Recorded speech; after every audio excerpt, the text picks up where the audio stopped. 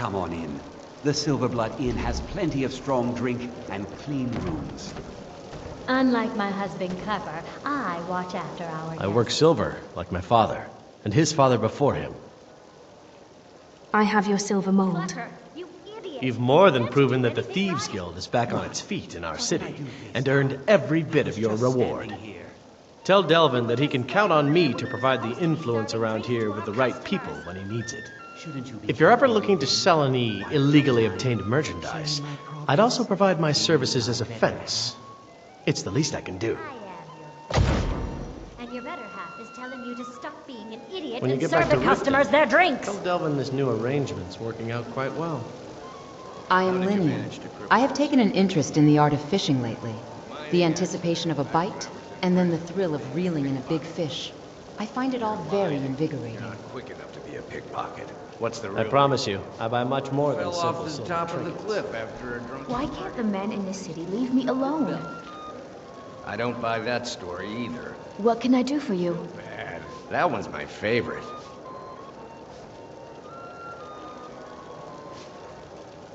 What you...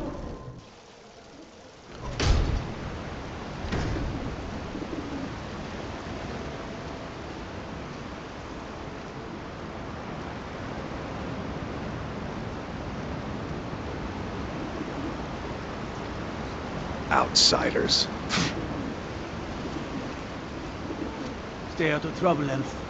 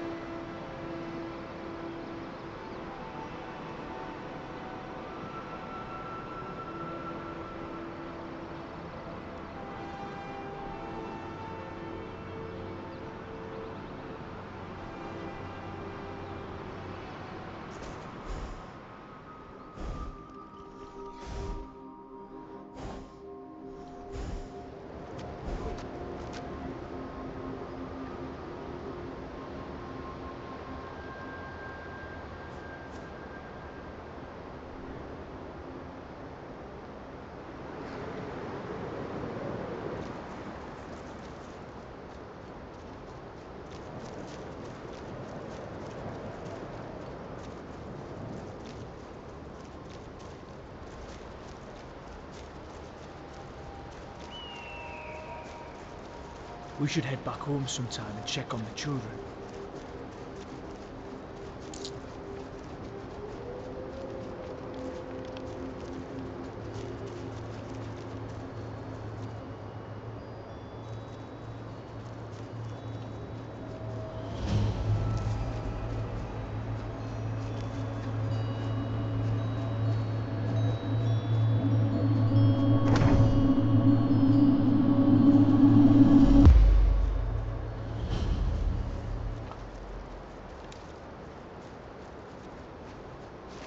Good. You're finally here. I've scouted the ruins and I'm certain Karliah is still inside. You saw her? No, I found her horse. Don't worry, I've taken care of it. She won't be using it to escape. Let's get moving. I want to catch her inside while she's distracted. Take the lead. You want me to lead? I'm sorry, I was under the impression I was in charge. You're leading and I'm following. Does that seem clear to you? Understood. Just make certain you keep your eyes open. Karliah is as sharp as a blade. The last thing I need is you blundering into a trap and warning her that we're here. How did Gallus die? 25 years ago, I was standing outside these very same ruins. Gallus told me to meet here, but he wouldn't say why. When I arrived, Gallus stepped from the shadows. Before he uttered a sound, an arrow pierced his throat. Before I could even draw my blade, her second arrow found its mark in my chest. So Karliah took on both of you alone? Karliah was a master marksman, and her greatest weapon was the element of surprise. I was lucky. She missed my heart by mere inches. I staggered away from the ruins and my vision began to blur. It's then that I realized the bitch had poisoned her arrows. And Gallus? The last thing I saw was Karliah dumping his body into an opening atop the ruins. An unceremonious end for a remarkable man. To this day I've regretted allowing her to escape, even if it meant I had died trying. I owed Gallus that much. What happened after Gallus died? The guild was thrown into disarray. Several stepped up and tried to claim Gallus's former position as guildmaster. Sides quickly formed behind these men and the Ratway became a bloodbath. And you were a part of this? I saw what they did to Gallus. I wanted to use the guild's resources to hunt down Karliah. The others didn't even care he was gone. Fortunately, I persevered, and the other groups were either killed or they left Skyrim. And what of Karliah? The infighting had taken months to subside, which gave her time to go into hiding and carefully cover her tracks. I spent thousands of septims and used every contact at my disposal. But it was as if she had simply vanished. Like I said before, she was the best. Tell me about Karliah. She was a stubborn Dunmer. Always had to do everything her way. But she was also the best, bringing in more coin a month than some thieves heist in a year. Gallus trusted her too much and let her get too close. So, they had a relationship? If you want to call it that, yes. Me? I think she was softening him for the kill. Gallus would call her his little nightingale. He was absolutely smitten by her. Why did she kill him? Greed? Jealousy? Spite? Who can say what drove her to such an iniquitous act?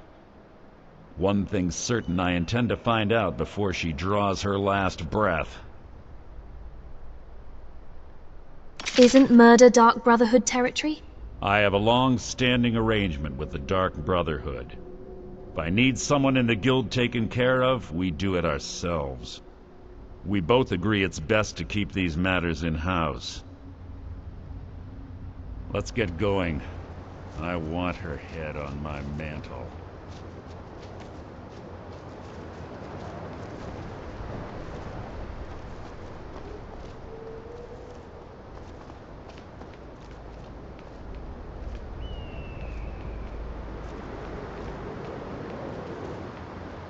Your lips look cold. Should I warm them up a bit? Let's go.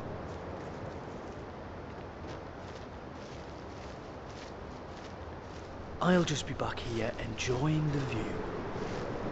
They say that these ancient Nordic burial mounds are sometimes impenetrable.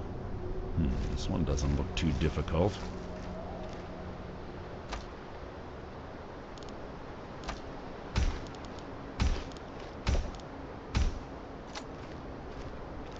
Quite simple, really. I don't know what the fuss is about these locks. All it takes is a bit of know-how, and a lot of skill. That should do it. After you.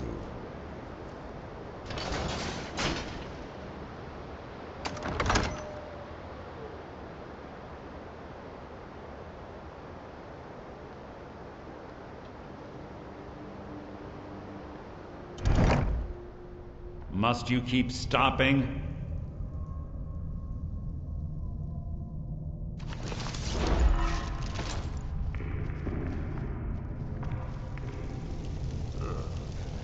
Stench in here. This place smells of death. Be on your guard.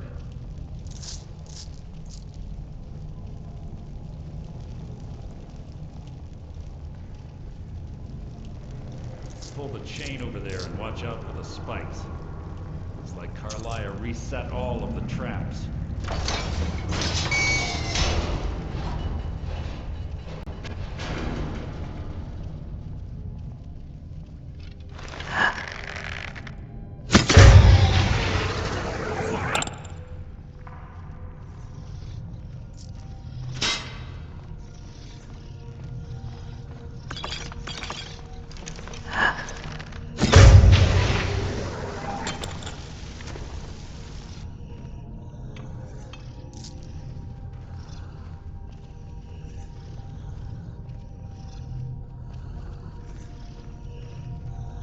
Two more of them ahead.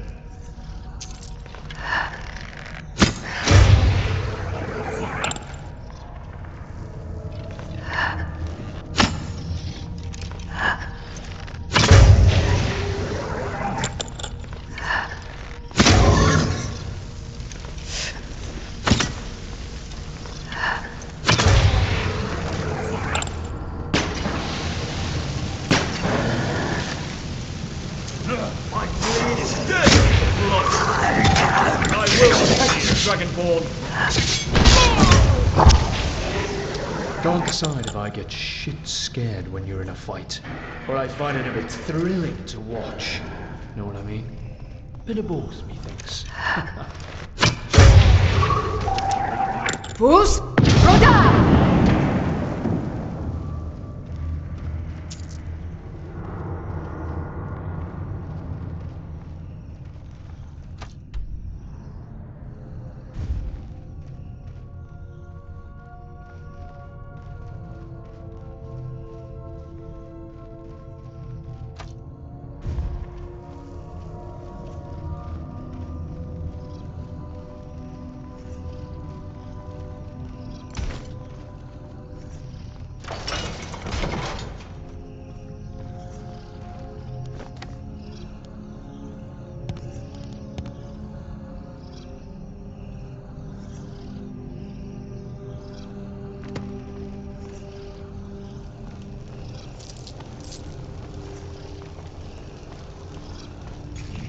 Bone shot. Clever.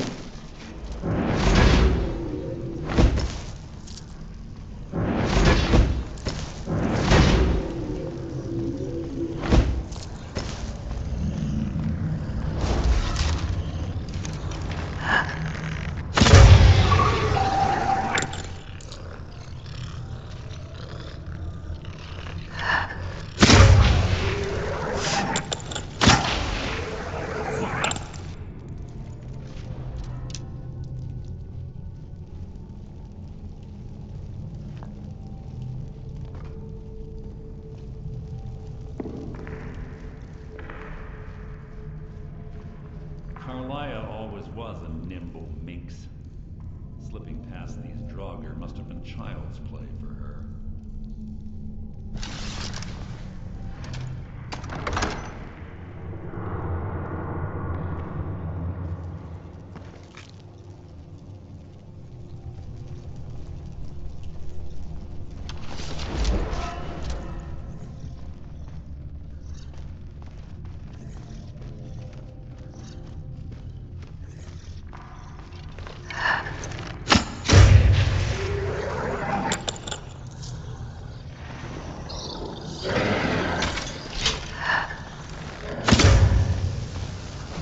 Dragon of the North! Bruce? Roda!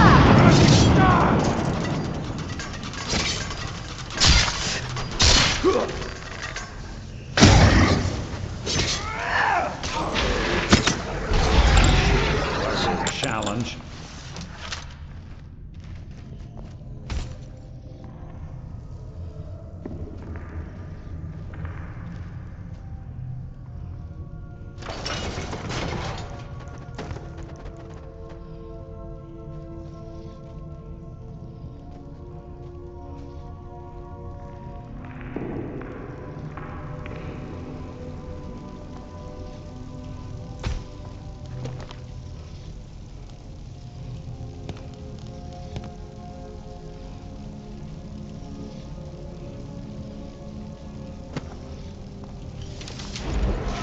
We're on the right track. She's been through here as well.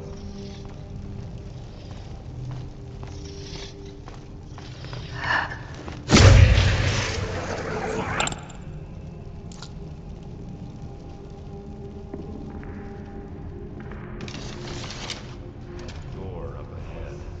Let's prepare an ambush. Be ready.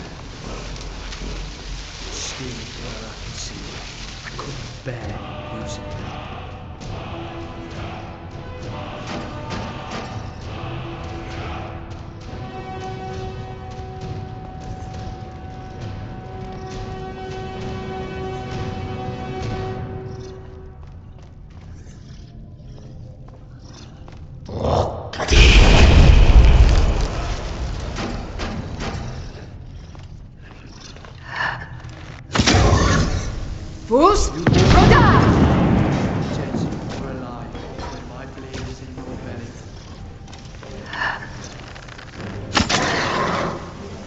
Good job. Hardly worth my time.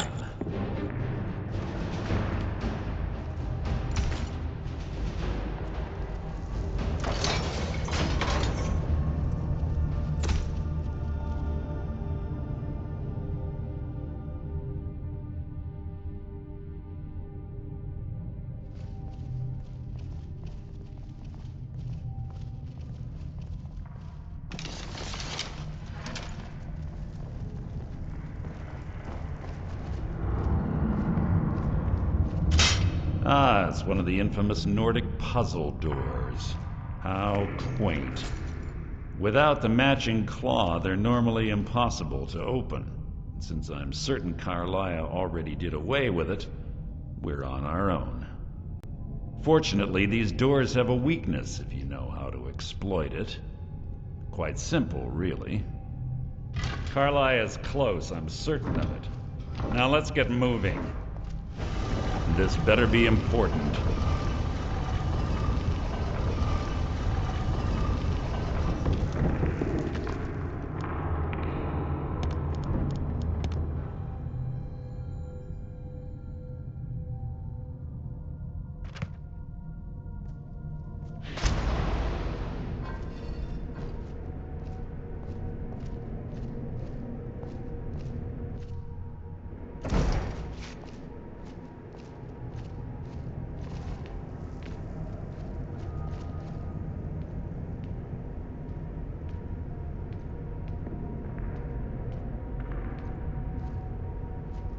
Do you honestly think your arrow will reach me before my blade finds your heart?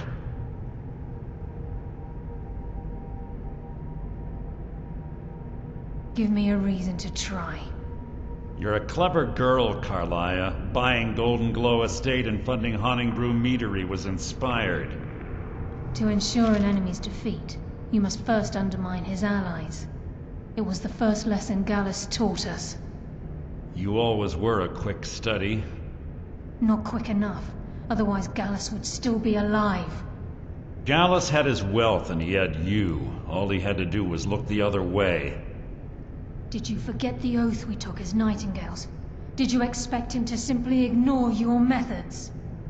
Enough of this mindless banter.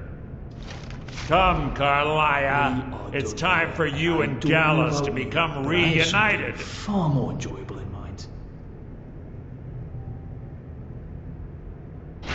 I'm no fool, Mercer. Crossing blades with you would be a death sentence. But I can promise the next time we meet, it will be your undoing.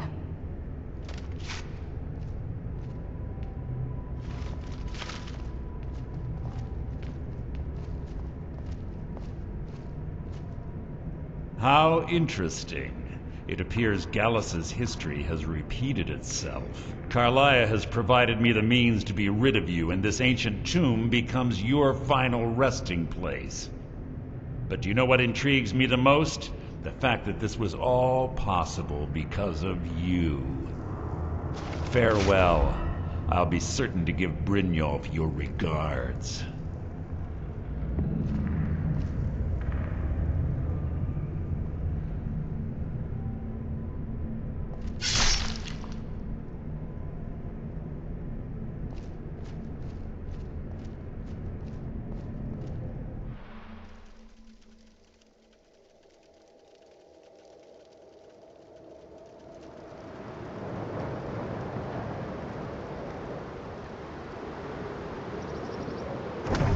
Easy. Easy. Don't get up so quickly. How are you feeling? Hold on, you shot me. No. I saved your life. My arrow was tipped with a unique paralytic poison. It slowed your heart and kept you from bleeding out. Had I intended to kill you, we wouldn't be having this conversation. Why save me? My original intention was to use that arrow on Mercer, but I never had a clear shot. I made a split-second decision to get you out of the way, and it prevented your death. Then I'm in your debt. More than you'll ever realize. The poison on that arrow took me a year to perfect. I only had enough for a single shot. All I had hoped was to capture Mercer alive. Why capture Mercer alive? Mercer must be brought before the guild to answer for what he's done. He needs to pay for Gallus's murder.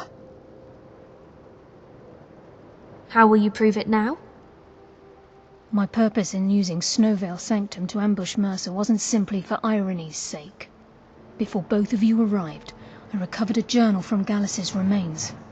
I suspect the information we need is written inside. Well, what's it say? I wish I knew.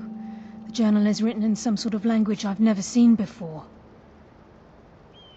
Perhaps it could be translated. Enther. Gallus's friend at the College of Winterhold. Of course. The only outsider Gallus trusted with the knowledge of his Nightingale identity. There's that word again, Nightingale. There were 3 of us. Myself, Gallus, and Mercer. We were an anonymous splinter of the Thieves' Guild in Riften. Perhaps I'll tell you more about it later. Right now, you need to head for Winterhold with the journal and get the translation. Here, take these as well. They may prove useful for your journey. Why didn't you kill Mercer? Mercer lied to the guild, branded me a murderer, and slandered my name across his network of contacts. For 25 years I ran, never sleeping in the same place twice and carefully covering my tracks. Mercer doesn't need to die. He needs to feel the cold sting of fate as his life crumbles in front of him and he's hunted by the Guild. Might not have a choice next time. I can promise you, if it comes to that, and my back's to the wall, I won't hesitate. Tell me about Gallus. He was a scholar, a master thief, and a natural leader. Everyone respected him and followed him without question. It was Gallus who inducted me into the Nightingales, and honed my skills to a razor-sharp point.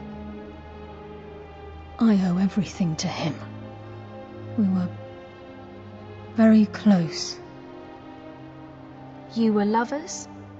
Gallus once said he felt comfortable around me, able to let his guard down. I can't help but think that I'm responsible for what happened to him. Can't you come with me to Winterhold? I'm afraid not. There are preparations to make, and Gallus's remains to lay to rest.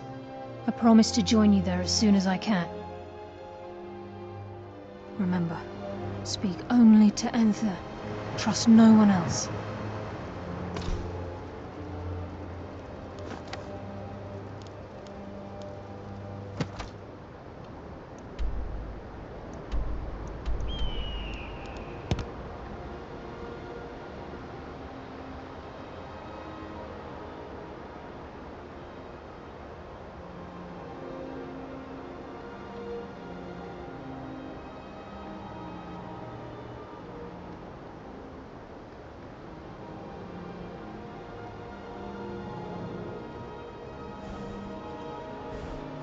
Are you alright?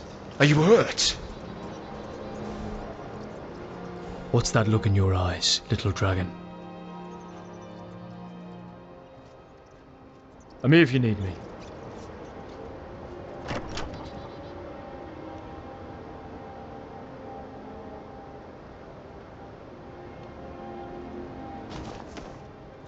Come on in. Let me know if you need anything, or take a seat by the fire and I'll send someone.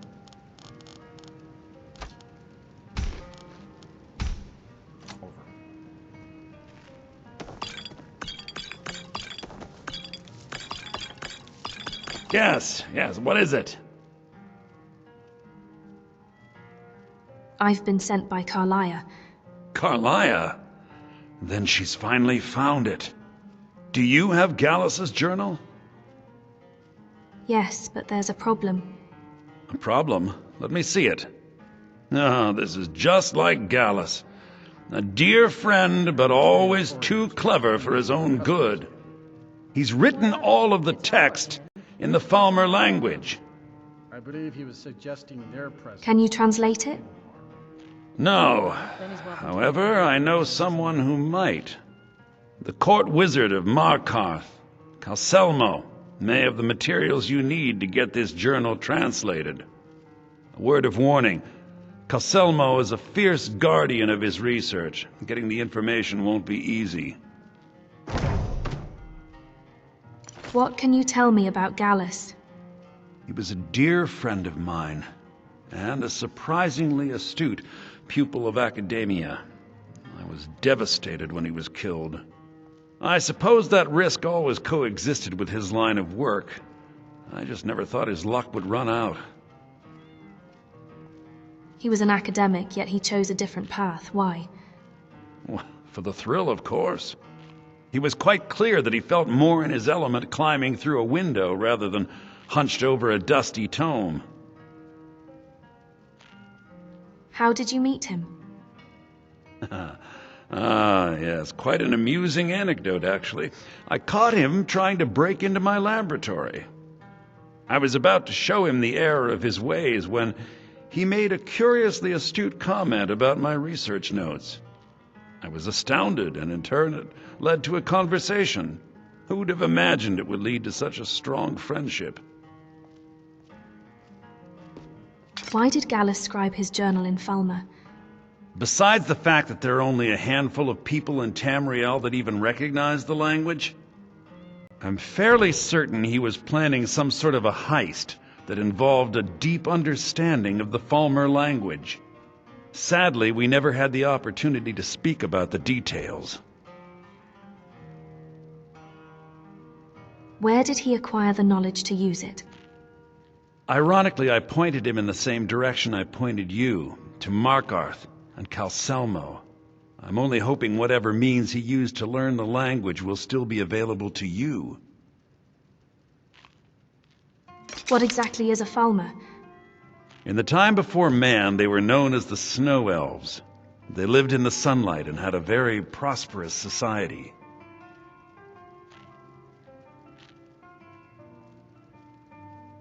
So they were like your kind? Yes, I would say their culture quite possibly rivaled our own.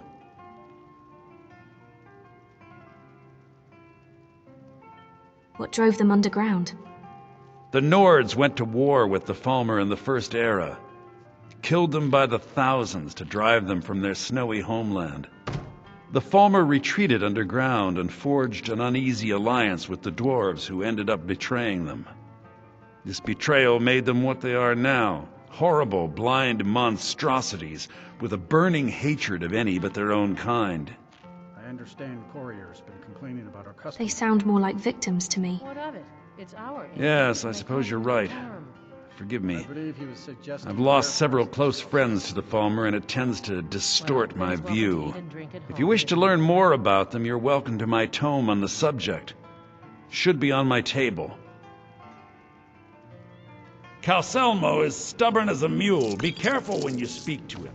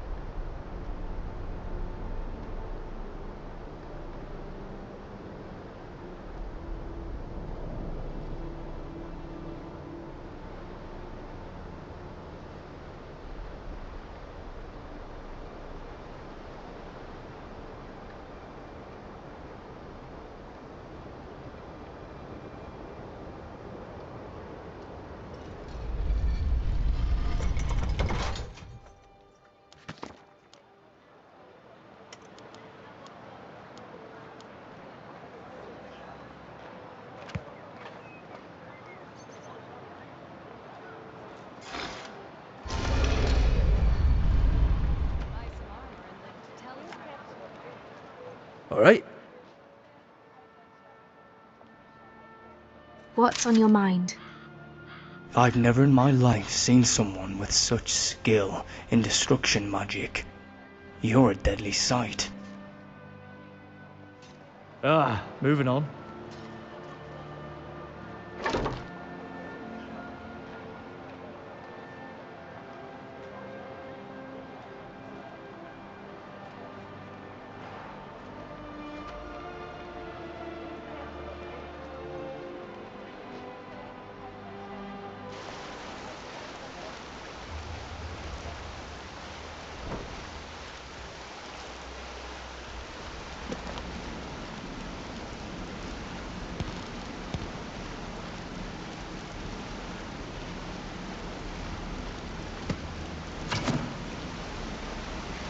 Good to see you again, friend.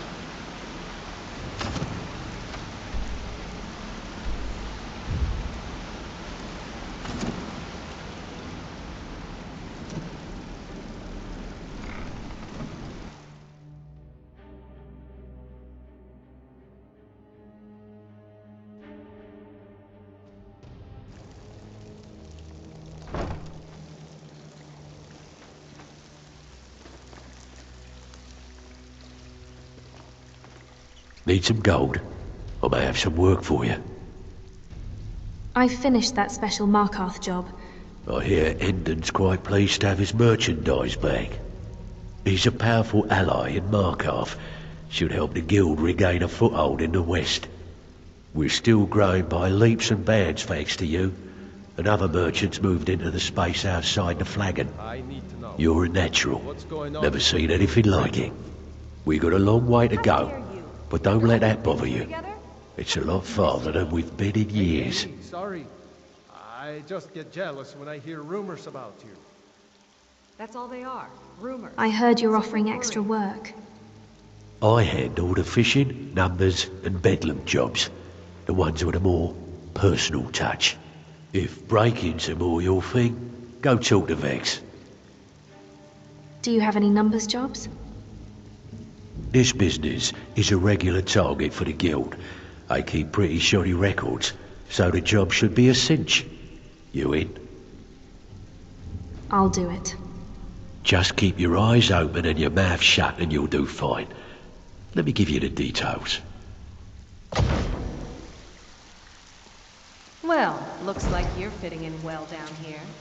I'm supposed to allow you to trade in one of your pieces of guild armor. So what will it be?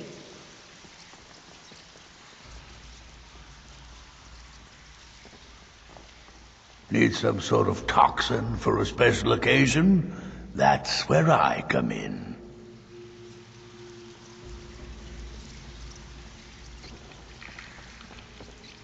If you're in the market for the finest bows money can buy, you're talking to the right person.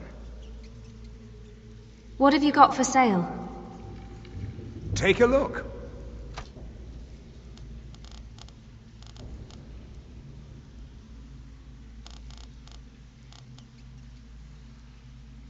Mm-hmm.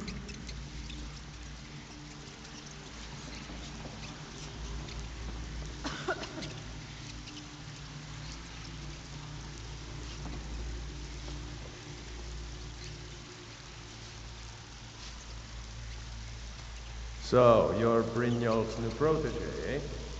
Don't look like much to me.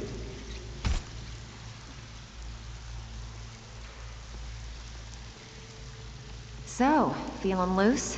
How about you run a job for me? Well, looks like you're fitting in well down here. Anything different about it? Of course. Otherwise it wouldn't be much of a reward, now would it?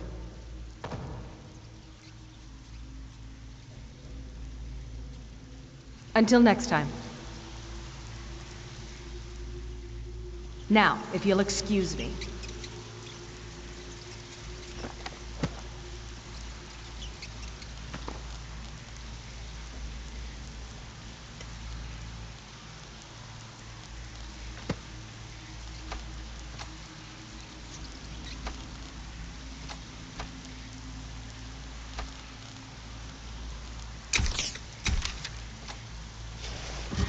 Well, looks like you're fitting in well down.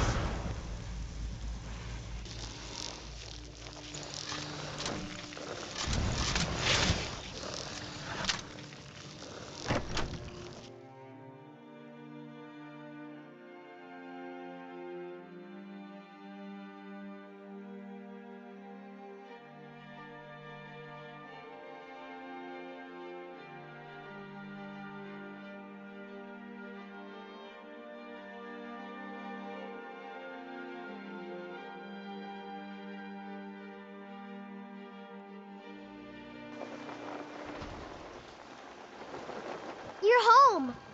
Did you bring me anything? What would you like? I'd really like a dolly. Or maybe a pretty new dress? Yes, I did. You got me a present? Really?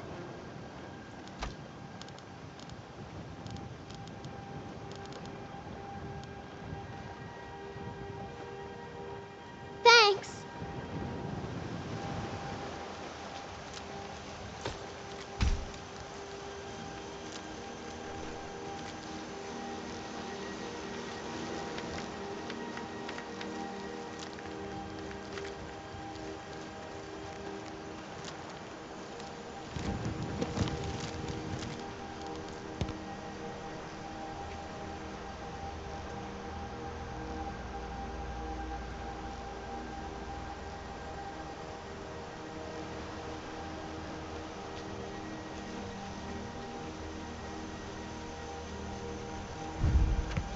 It's actually quite beautiful here.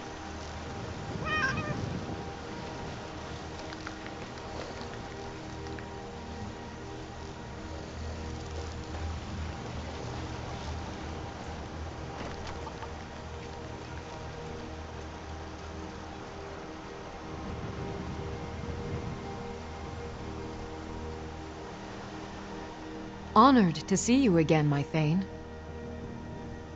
I'm here to collect the plantation's profits. Very good, ma'am. Good day.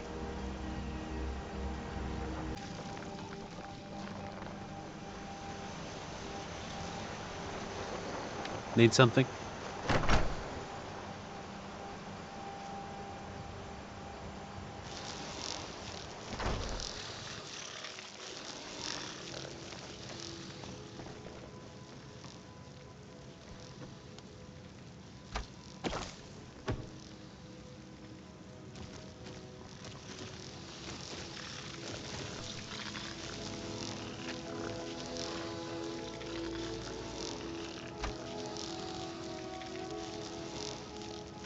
Sharwich Koenig Letters, Volume 1, 6 Suns Height, 3E411, Cambria, High Rock. My dear Koenig, I hope this letter reaches you in Sadrith Mora. It's been many weeks since I've heard from you, and I hope that the address that I have for you is still up to date. I gave the courier some extra gold, so if he doesn't find you, he is to make inquiries as to your whereabouts. As you can see, after a rather tedious crossing, I have at long last made my way from Boraine to my favorite principality in High Rock. Surprisingly literate and always fascinating Cambria. I at once ensconced myself in one of the better libraries here, becoming reacquainted with the locals and the lore. At the risk of being overly optimistic, I think I may have struck on something very interesting about this mysterious fellow, Hadwaf Nithwir. Many here in town remember him, though few very fondly. When Hadwaf Nithwir left, so too did a great plague. No one thinks it's a coincidence. According to my contacts here, Azura is not his only master. It may be that when he summoned forth the Daedra and accepted her star, he was doing so for someone named Balasir. Apparently, Nithwir worked for this Balasir in some capacity, but I never could find out from anyone exactly what Balasir's line of business was, nor what Nithwir did for him. Zenithar, the god of work and commerce, is the most revered deity in Cambria, which served my, that is to say our, purpose as well, as the people are naturally receptive to bribery. Still, it did me little good. I could find nothing specific about our quarry. After days of inquiry, an old crone recommended that I go to a nearby village called Grimley Garden and find the cemetery caretaker there. I set off at once. I know you are impatient when it comes to details and have little taste for Breton architecture, but if you ever find yourself in mid-High Rock, you owe it to yourself to visit this quaint village. Like a number of other similar towns in High Rock, there is a high wall surrounding it.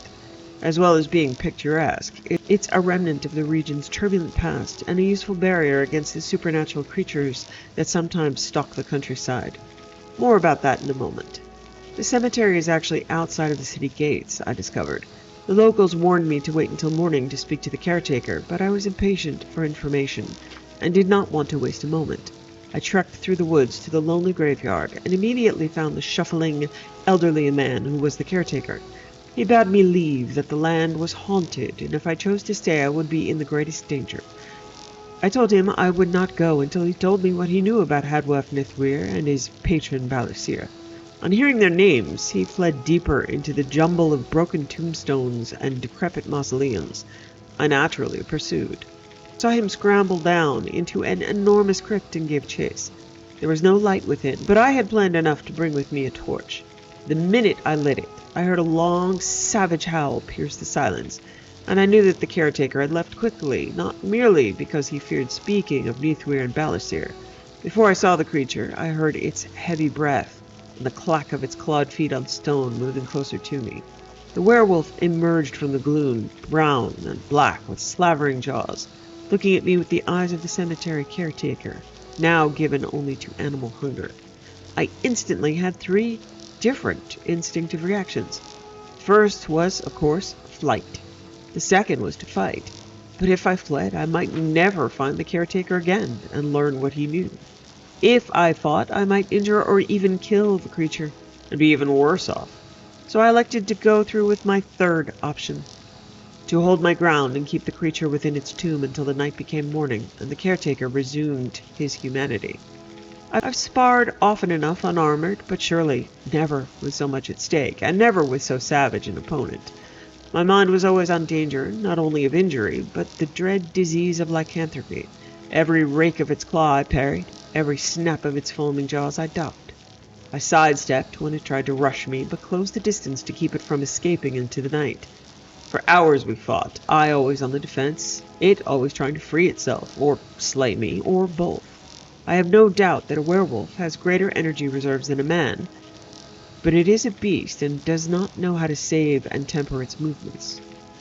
As the dawn rose, we were both nearly unconscious from fatigue, but I received my reward. The creature became a man once again. He was quite considerably friendlier than he had been before. In fact, when he realized that I had prevented him from going on his nocturnal rampage through the countryside, he became positively affable. Here's what I learned. Neithwer never returned to High Rock. As far as the old man knows, he is still in Morrowind. I visited the gravesite of his sister Perira, and learned that it was probably through her that Neithwer first met his patron. It would seem that she was quite a well-known courtesan in her day, and very well traveled, though she chose to return home to die. Unlike Neithwer, Balasir is not far away from me. He is a shadowy character. But lately, according to the caretaker, he has been paying court to Queen Elisama in Wayrest. I leave at once. Please write to me as soon as possible to tell me of your progress. I should be in Wayrest, at the home of my friend, Lady Elisbetta Morling, in a week's time. If Balasir is at court, Lady Morling will be able to arrange an introduction. I feel confident in saying that we are very close to Azura's star. Your friend, Charwich.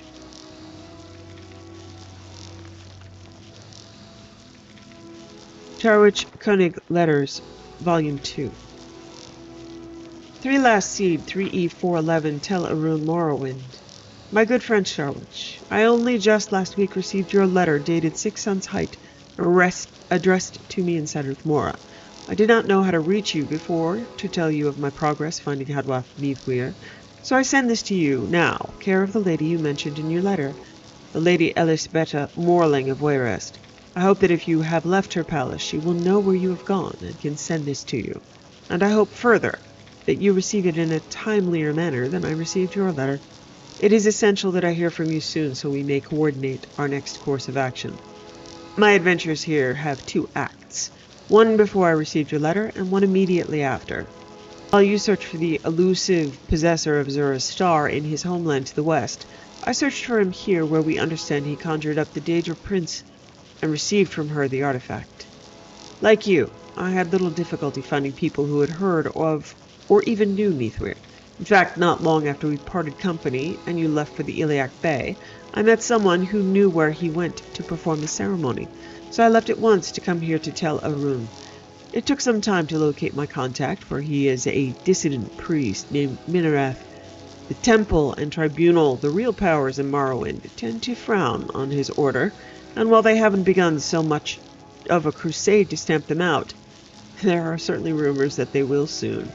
This tends to make priests like Minarath skittish and paranoid, difficult people to set appointments with. Finally, I was told that he would be willing to talk to me at the Plot and Plaster, a tiny tavern without even a room to rent. Downstairs, there were several cloaked men crammed around the tavern's only table, and they searched me to see if I had any weaponry. Of course, I hadn't. You know that isn't my preferred method of doing business. When it was decided that I was harmless, one of the cloaked figures revealed himself to be Minarath. I paid him the gold I promised and asked him what he knew about Hadwath Neithwer. He remembered him well enough, saying that after he received the star, the lad intended to return to High Rock. It seemed he had unfinished business there, presumably of a violent nature, which Azura's star would facilitate. He had no other information, and I did not know what else to ask. We parted company, and I waited for your letter, hoping you had found Neithwer, and perhaps even the star. I confess that as I lingered in Morrowind and never heard from you, I began to have doubts about your character. You'll forgive me for saying so, but I began to fear that you had taken the artifact for yourself. In fact, I was making plans to come to High Rock myself when your letter came at last. The tale of your adventure in the cemetery at Grimtree Garden, and the information you gathered from the lycanthropic caretaker, inspired me to have another meeting with Minarath. Thus began the second act of my story. I returned to the Pot and Plaster, reasoning that the priest must frequent that area of the city to feel so comfortable setting clandestine meetings there. It took some time searching, but I finally found him, and as luck would have it, He was alone. I called his name, and he quickly drew me to a dark alleyway, nervous that we would be seen by a temple ordinator. It is a rare and beautiful thing when a victim insists on dragging his killer to a remote location. I began at once asking about this fellow you mentioned, Nithwir's mysterious patron Balisier. He denied ever having heard the name. We were still in that easy, fairly conversational state when I attacked the priest. Of course, he was completely taken by surprise. In some ways, that can be more effective than an ambush from behind. No matter how many times I've done it, no one ever expected the friendly man they're talking to grip them by the neck. I pressed hard against my favorite spot, in the soft part of the throat, just below the thyroid cartilage, and it took him too long to react to my lunge and try pushing back. He began to lose consciousness, and I whispered that if I released my grip a little so he could talk and breathe, but he tried to call for help, I would snap his neck. He nodded, and I relaxed the pressure just a bit. I asked him again about Balisier, and he shook his head, insisting that he had never heard the name. As frightened as he was, it seemed most likely that he was telling the truth, so I asked him more generally if he knew anyone else who might know something about Hadwaf Nithwir. He told me that there was a woman present also during the ceremony, someone he introduced as his sister. I remembered then the part of your letter about seeing the grave of Nithwir's sister, Perira. When I mentioned the name to the priest, he nodded frantically, but I could see that the information had reached an ending. There is, after all, something about being throttled that causes a man to answer yes to every question. I snapped Minarath's neck and returned home. So now I'm again unsure how to proceed. I've made several more inquiries, and several of the same people who met Nithwir remember him being with a woman. A few recall him saying that she was his sister. One or two believe they remember her name as being Perira, though they're not certain. No one, however, has heard of anyone named Balisier. If I do not hear word from you in response to this in the next couple of weeks, I will come to High Rock, because it's there that most people believe Nithwir returned. I will only stay here long enough to see if there are other inquiries I can make only in Morrowind to bring us closer to our goal of recovering Azura's star. Your friend, Koenig.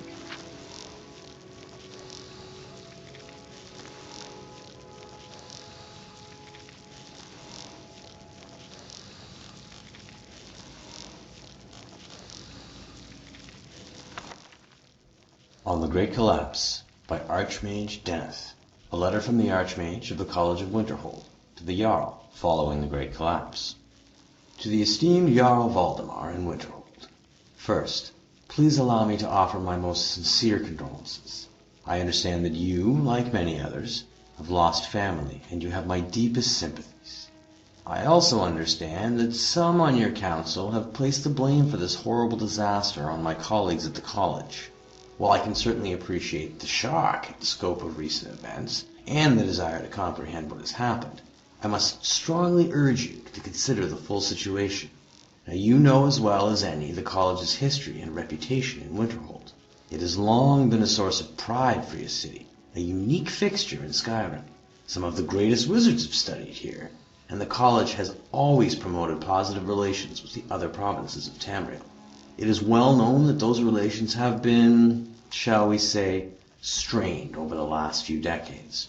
After the Oblivion Crisis, it was only natural that the people of Skyrim showed a distrust for mages, even though the vast majority of us actively worked to counter the actions of the Mythic Dawn cult. The college expected such a reaction, and we hoped that distrust would fade over time. And then, the Red Year. No one foresaw the explosion of Red Mountain, or the devastating effect it would have on the Dunmer culture. Your predecessor was kind enough to welcome many of the refugees, particularly those who could contribute to the college's studies, and we were quite grateful. Now when Solstheim was generously offered to the Dunmer as a new home, I was as surprised as any. I did not, however, share the apparent expectation that all Dark Elves would leave Skyrim. It did not go unnoticed that many in Winterhold were unhappy at how many mages chose to stay at the college, rather than relocate. And now, the storms that have racked the coast of Skyrim for close to a year have finally broken, but at a great cost to us all. This great collapse that has devastated Winterhold was unexpected, I assure you. The That the college has remained unaffected is only a testament to the protective magics placed around it so long ago. It in no way implies that we were somehow prepared specifically for this event, and it's certainly no indication that the college was somehow responsible. I certainly would never hold you accountable for the gossip spread amongst the people of Winterhold. I would urge you, though, not to allow that gossip to take root and become a commonly held belief.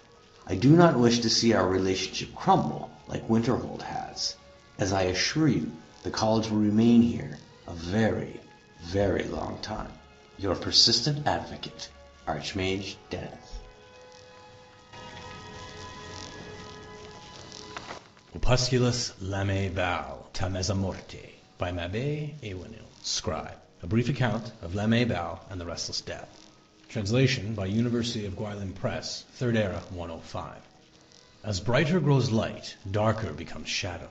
So it passed that the Daedra Molag Bal looked on Arkay and thought the Aedra prideful of his dominion o'er the death of man and Mer, and it was sooth. Baal, whose sphere is the wanton oppression and entrapment of mortal souls, sought to thwart Arkay, who knew that not man, nor Mer, nor beast folk of all Nirn could escape eventual death. The Aedra was doubtless of his sphere, and so Molag Bal set upon Nirn to best death.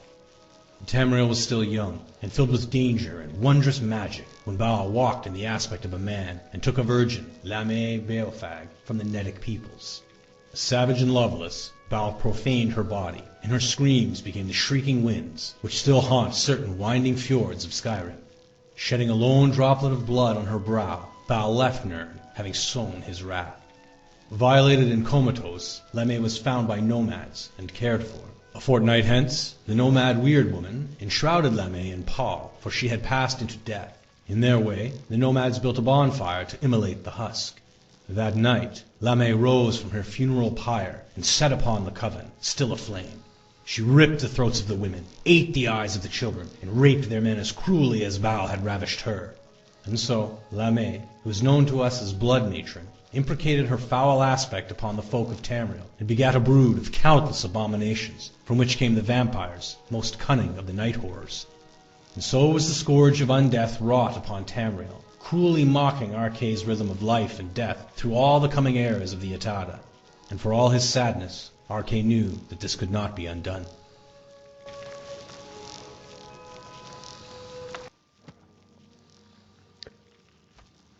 Orsinium and the Orcs by Mena Gazost. The year was 3E 399, and standing on a mountainside overlooking a vast tract of land between the lands of Menivia and Wayrest was a great and learned judge, an arbitrator and magistrate, impartial in his submission to the law. You have a very strong claim to the land, my lad, said the judge. I won't lie to you about that. But your competition has an equal claim. This is what makes my particular profession difficult at times. You would call it my competition, sneered Lord Bowen, gesturing to an orc. The creature, called Gortwag Gronagorm, looked up with baleful eyes. He has ample documentation to make a claim on the land, the magistrate shrugged, and the particular laws of our land do not discriminate between particular races. We had a Bosmer regency once many generations ago. But what if a pig or a slaughterfish turned up demanding the property? Would they have the same legal rights as I? If they had the proper papers, I'm afraid so, smiled the judge. The law is very clear that if two claimants with equal titles to the property are set in deadlock, a duel must be held. Now, the rules are fairly archaic, but I've had the opportunity to look them over, and I think they're still valid. The Imperial Council agrees. What must we do? Asked the orc. His voice was low and harsh, unused to the tongue of the Cyrodiils. The first claimant, that's you, Lord Gortwag, may choose the armor and weapon of the duelists. The second claimant, that's you, Lord Bowen, may choose the location. If you would prefer, either or both of you may choose a champion, or you may duel yourselves. The Breton and the orc looked at one another, evaluating. Finally, Gortwag spoke. The armor will be orcish and the weapons will be common steel longswords. No enchantments, no wizardry allowed. The arena will be the central courtyard of my cousin Berlith's palace in Wayrest, said Bowen, looking Gortwag in the eye scornfully. None of your kind will be allowed in to witness. So it was agreed. Gortwog declared that he would fight the duel himself, and Bowen, who was a fairly young man and in better than average condition, felt that he could not keep his honor without competing himself as well. Still, upon arriving at his cousin's palace a week before the duel was scheduled, he felt the need to practice. A suit of orcish armor was purchased, and for the first time in his life, Bowen wore something of tremendous weight and limited facility. Bowen and Bearlith sparred in the courtyard. In 10 minutes' time, Bowen had to stop. He was red-faced and out of breath from trying to move in the armor. To add to the exasperation, he had not scored one blow on his cousin and had dozens of feinted strikes scored on him. "I don't know what to do," said Bowen over dinner. "Even if I knew someone who could fight properly in that beastly steel, I couldn't possibly send a champion to battle Gortwog." Bearlith commiserated. As the servants cleared the plates, Bowen stood up in his seat and pointed at one of them. "You didn't tell me you had an orc in your household." "Sir?" whined the elderly specimen, turning to Lord Bearlith, certain that he caused offense somehow. "You mean old Tunner?" laughed Bearlith. "He's been with my house for ages. Would you like him to give you training on how to move in orcish armor?" "Would you like me to?" asked Tunner obsequiously. Unknown to Bearlith, but known to him now, his servant had once ridden with the legendary Cursed Legion of High Rock. He not only knew how to fight in orcish armor himself, but he had acted as trainer to other orcs before retiring into domestic service. Desperate, Bowen immediately engaged him as a full-time trainer. "You try too hard, sir," said the orc on their first day of the arena. "It is easy to strain yourself in heavy mail. The joints are just so to let you to bend with only a little effort. If you fight against the joints, you won't have any strength to fight your foe." Bowen tried to follow Tunner's instructions, but he quickly grew frustrated. And the more frustrated he got, the more intensity he put into his work, which tired him out even quicker. When he took a break to drink some water, Bearlith spoke to his servant. If they were optimistic about Bowen's chances, their faces did not show it. Tunner trained Bowen hard the next 2 days, but her ladyship Elisor's birthday followed hard upon them, and Bowen enjoyed the feast thoroughly. A liquor of poppies and goose fat, and cock-tinch with buttered hyssop for a first course, roasted pike, comb wort, and balls of rabbit meat for a second, sliced fox tongues, ballam pudding with oyster gravy, battleglear weed, and beans for the main course, colakiva ice, and sugar fritters for dessert. As Bowen was settling back afterwards, his eyes weary, he suddenly spied Gortwog and the judge entering the room. "What are you doing here?" he cried. "The duel's not for another 2 days." "Lord Gortwog asked that we move it to tonight," said the judge. "You were training when my emissary arrived 2 days ago, but his lordship, your cousin, spoke for you, agreeing to the change of date." "But there's no time to assemble my supporters," complained Bowen, "and I've just devoured a feast that would kill a lesser man. Cousin, how could you neglect to tell me?" "I spoke to Tunner about it," said Bearlith, blushing, unused to deception. "We decided that you would be best served under these conditions." The battle in the arena was sparsely attended. Saturated with food, Bowen found himself unable to move very quickly. To his surprise, the armor responded to his lethargy, rotating smoothly and elegantly to each stagger. The more he successfully maneuvered, the more he allowed his mind, and not his body, to control his defensive and offensive actions. For the first time in his life, Bowen saw what it was to look through the helmet of an orc. Of course, he lost, and rather badly, if scores had been tabulated. Gortwog was a master of such battle, but Bowen fought on for much more than 3 hours before the judge reluctantly called a winner. "I will name the land Orsinium after the land of my father," said the victor. Bowen's first thought was that if he must lose to an orc, it was best that the battle was largely unwatched by his friends and family. As he left the courtyard to go to the bed he had longed for earlier in the evening, he saw Gortwog speaking to Tunner. Though he did not understand the language, he could see that they knew each other. When the Breton was in bed, he had a servant bring the old orc to him. "Tunner," he said kindly, "speak frankly to me. You wanted Lord Gortwog to win." "That is true," said Tunner, "but I did not fail you. You fought better than you would have fought 2 days hence, sir. I did not want Orsinium to be won by its king without a fight."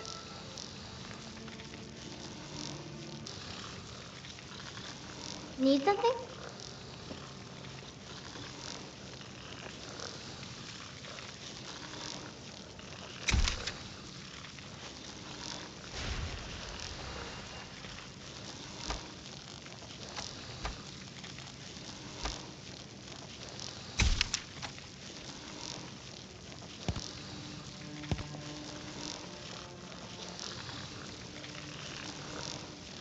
So?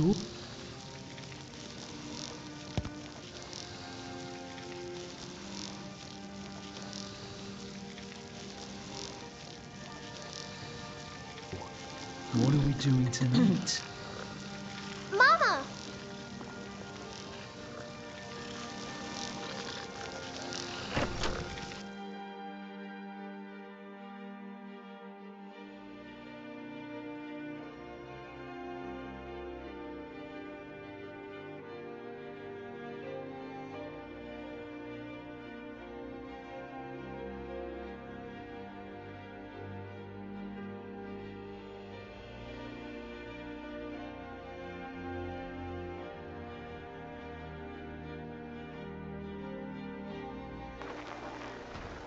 You're a bit pale. Need a drink? Come on, take a few sips for me, my love.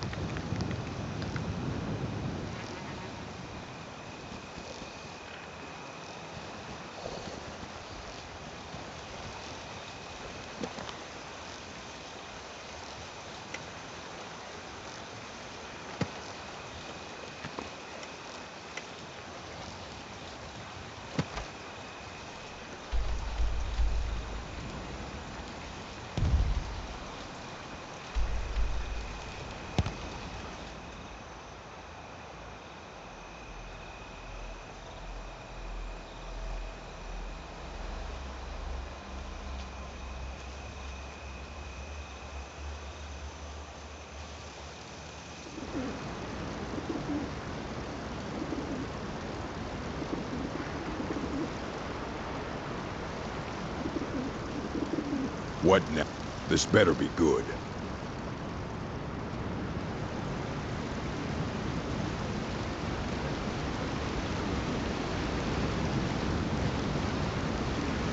It's late. We should be quiet. Be stupid.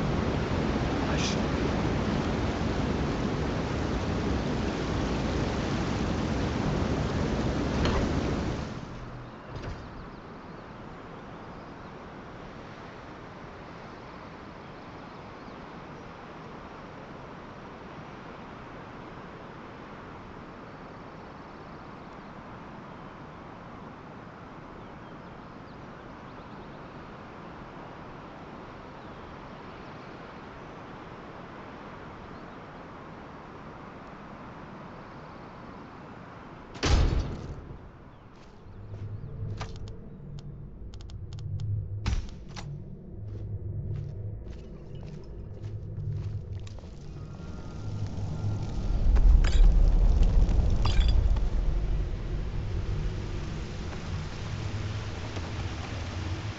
Look, I'm very busy, so this better be important. Tell Selmo about those artifacts you needed me to find. Yes? You already know all that I know. I hear you're the authority on ancient Falmer. Then you were well informed. I am at this very moment on the cusp of completing my magnum opus on the subject. I'm calling it Calselmo's Guide to the Falmer Tongue. It will revolutionize the way we understand those ancient beings. Perhaps I could view your work? Preposterous! That research represents years of personal toil in some of the most dangerous Dwemer ruins in Skyrim. You must be mad to think I'd allow anyone to see it before it's completed. Even after slaying your troublesome spider? I've already provided you a key to the museum. You should consider it an honor if you are allowed to browse my collection. I'm sorry, but that's as far as my generosity extends. Good to see Skyrim still has such fine people. You give an old man hope. What? Oh, goodbye.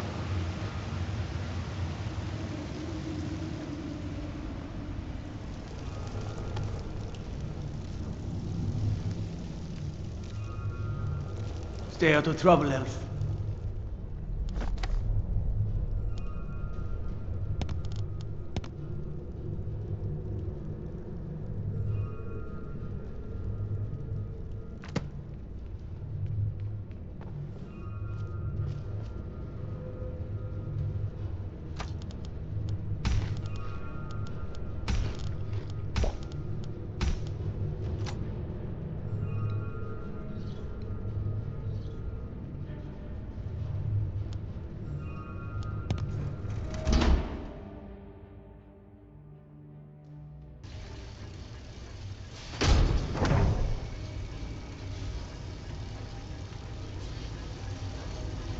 What a waste.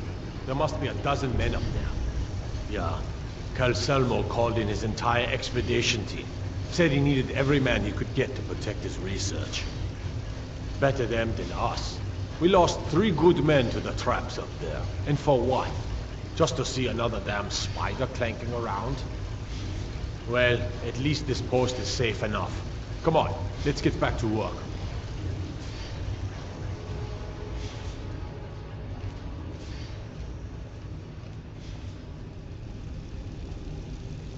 I wonder what else we could find in Calselmo's museum. Let's be careful. Someone could be watching us.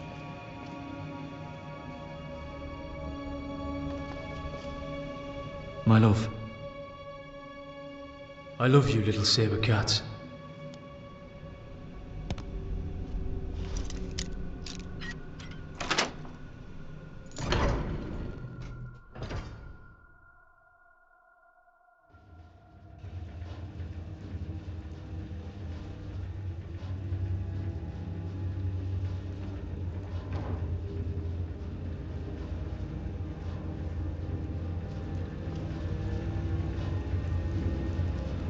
Sir, are you serious?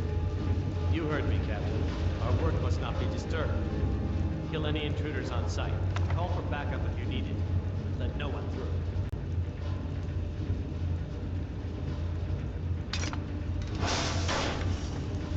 As you say, sir.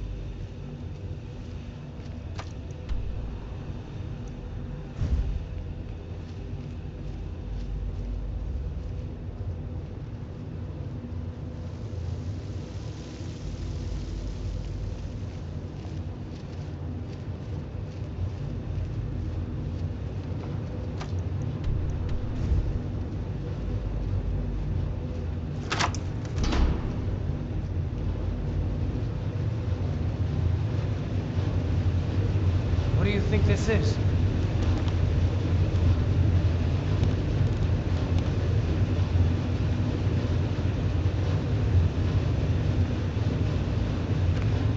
Another trap, most likely. Things are dangerous. 3 of the guards died when the lower hall flooded with steam last week.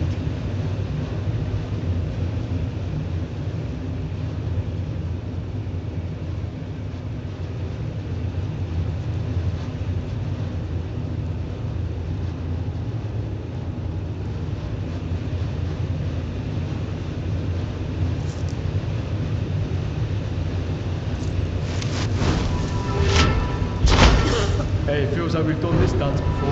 I heal you from the scratches and you heal from my scratches.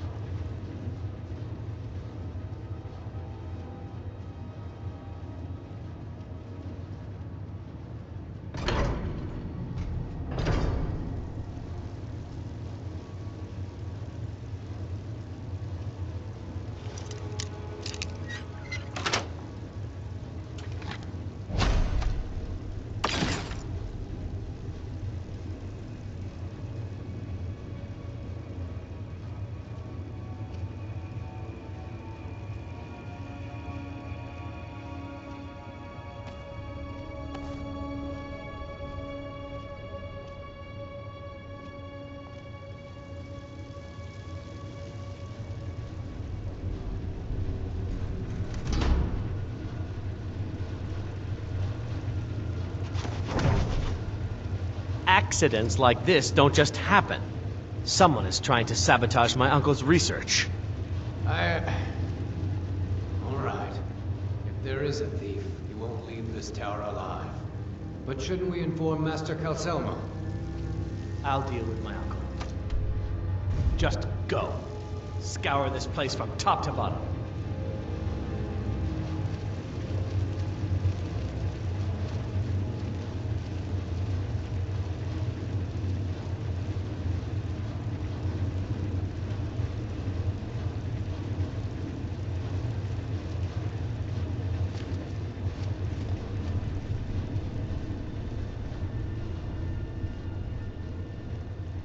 Is someone there?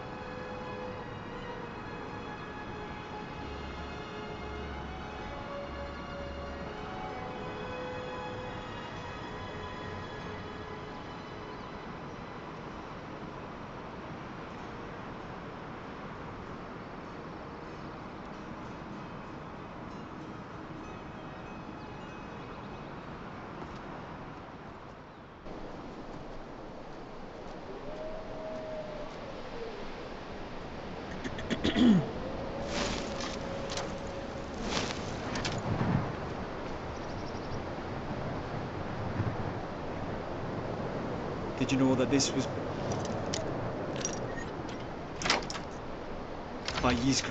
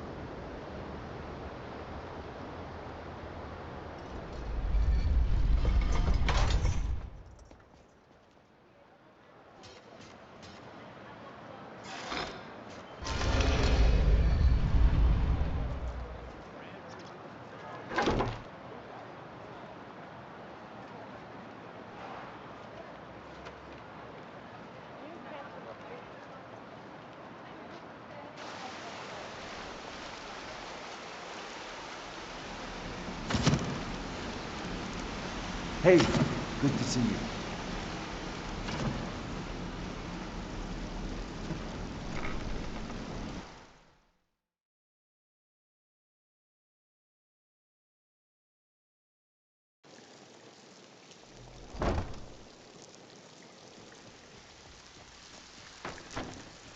Ah, you're back.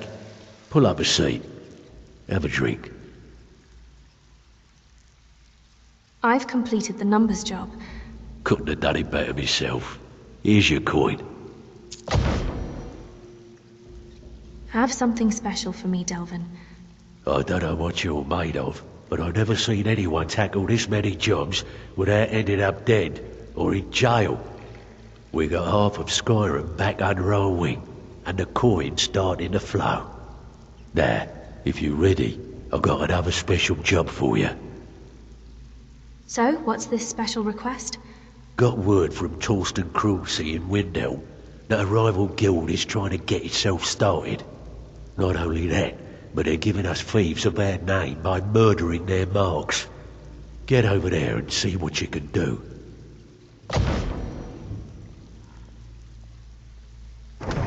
I need to know. Can I sell this dwarven puzzle What's box to going on you? between you and Brynjolf? Well, well. I was looking for this little beauty. If you happen across any other unusual trinkets like this, be sure to bring them to me. I promise it'll be worth the effort. It's worth quite a bit, actually. Quite a catch. There you go. This should make you smile. Would this ship model be worth anything? Well, well. I was looking for this little beauty. If you happen across any other unusual trinkets like this, be sure to bring them to me. I promise it'll be worth the effort. What a delightful find. This should cover it.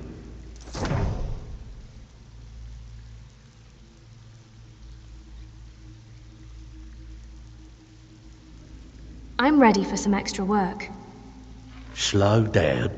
You have that special request in Windhelm to finish first. After that's done, I'll send you some more jobs. Find me if you're ever looking for some extra coin. Guess what I'm wearing, little dragon?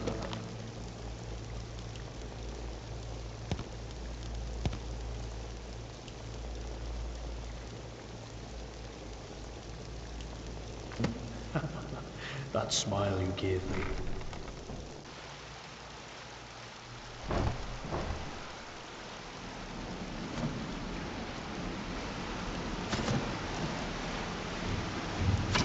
Hey, let's talk a second. Good to see you again, friend. You're making waves around here. I like that. If you ever want to talk about anything, you let me know. Train me to be a better pickpocket. You already know all that I know. So, how did you earn your name? It was on a job a few years back. It was supposed to be a simple burglary on a house in Windhelm. I was working with Vex, and we got inside with no trouble. We found the loot and made our way out. Sounds normal to me. Well, it was, up until the point where we set foot outside. The house was surrounded by town guard. The client had ratted us out. Vex just tells me to run. So I did. Half of them went after me, the other half went after her. Did either of you get caught? Huh, are you kidding me? Vex lost them in seconds. Once she steps into the shadows, she vanishes. Me? I ran, and I ran, straight through the gates of Windhelm, and all the way back to Riften. That's an incredible distance to run. Vex was waiting for me at the flagon when I came in, drenched in sweat. Everyone just took a look at me and laughed. Why were they laughing? Well, I had forgotten we had our horses tied up just outside of Windhelm. Vex rode hers back and arrived hours before I did. You're an idiot. So, that's how I earned the name. Now keep it to yourself. Come back and see me if you ever need pickpocket training. Something I can help with, or All right. you just want to talk? Get some clothes back on. Aye, alright. So, Are you sure that's all? do anything for you?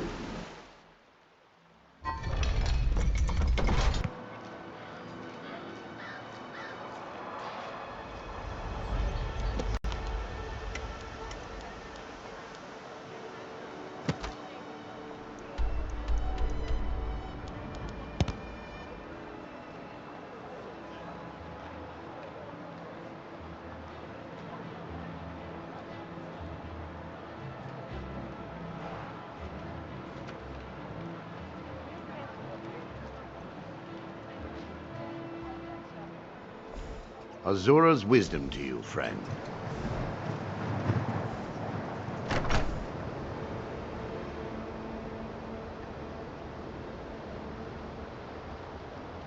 Welcome. Let me know if you want anything. Think I got a clean mug around here somewhere.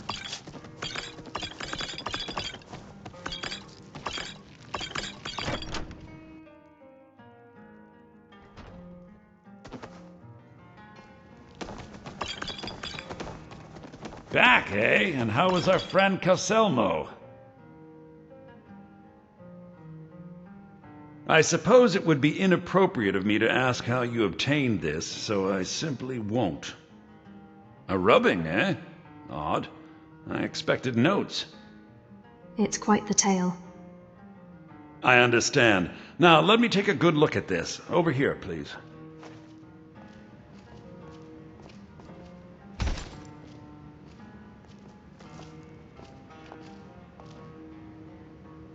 This is intriguing, but highly disturbing.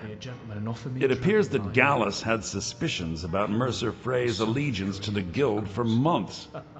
Gallus had begun to uncover what he calls an unduly lavish lifestyle replete with spending vast amounts of gold on personal pleasures. Does the journal say where this wealth came from? Yes, Gallus seems certain that Mercer had been removing funds from the Guild's treasury without anyone's knowledge. Anything else, Enther? Anything about the Nightingales? Yes, here it is. The last few pages seem to describe the failure of the Nightingales, although it doesn't go into great detail. Gallus also repeatedly mentions his strong belief that Mercer desecrated something known as the Twilight Sepulchre. Shadows preserve us. So it's true. I'm not familiar with the Twilight Sepulchre. What is it? What's Mercer Frey done? I'm sorry, Enther. I can't say. All that matters is we deliver your translation to the Guild immediately. Farewell, Enther. Words can't express. It's all right, Karliah. You don't have to say a word.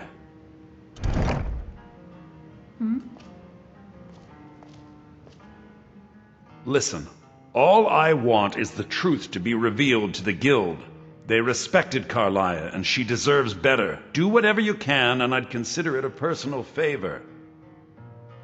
Thank you, Enther. If trying to rid yourself of stolen goods becomes a burden and you find yourself in Winterhold, visit me at the college. I've been known to handle items of questionable interest from time to time, and I'll see what I can do. If you have further need of me, you can find me in the college. We must hasten to Riften before Mercer can do any more damage to the Guild.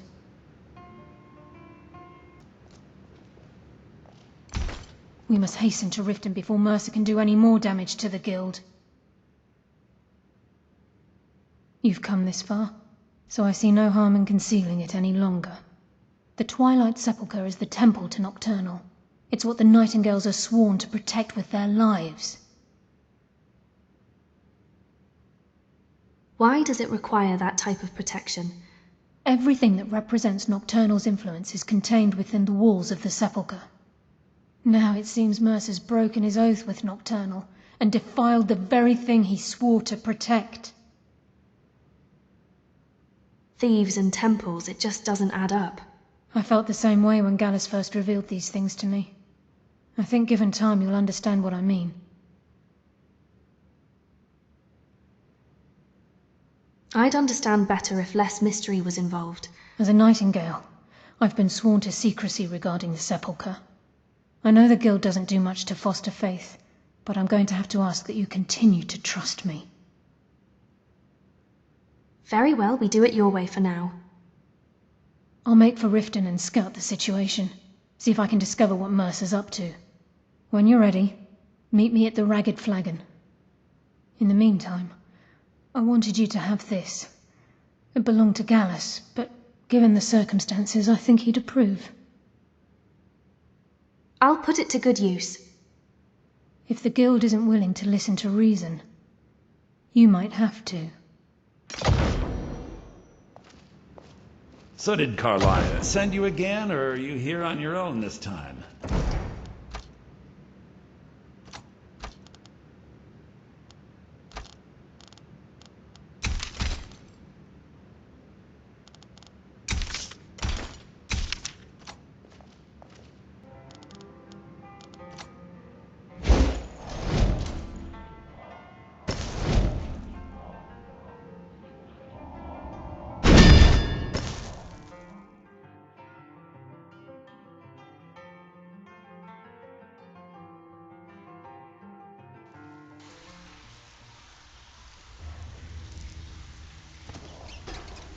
I'm glad you're here.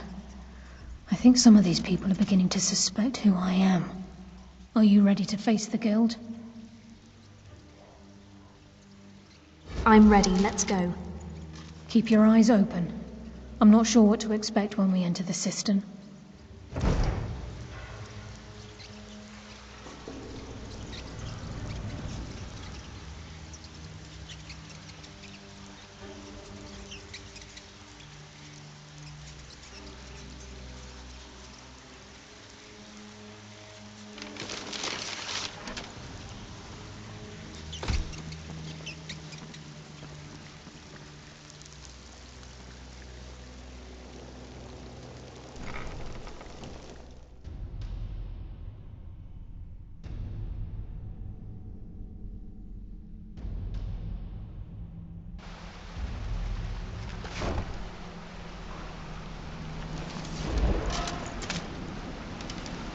You better have a damn good reason to be here with that murderer.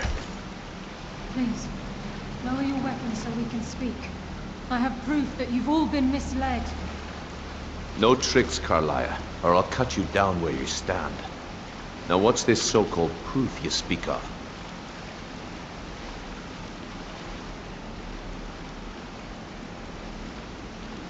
I have Gallus's journal.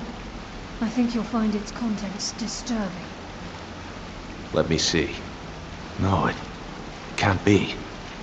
This can't be true. I've known Mercer too long. It's true, Brynjolf. Every word. Mercer's been stealing from the Guild for years, right under your noses. There's only one way to find out if what the lass says is true. Delvin, I'll need you to open the vault. Wait just a blessed moment, Bryn. What's in that book? What did it say? It says Mercer's been stealing from a vault for years. Gallus was looking into it before he was murdered. How can Mercer open up a vault that needs 2 keys? It's impossible. Could he pick his way in? That door has the best puzzle locks money can buy. There's no way it can be picked open. You didn't need to pick the lock. What's she on about? Use your key on the vault, Delvin. We'll open it up and find out the truth.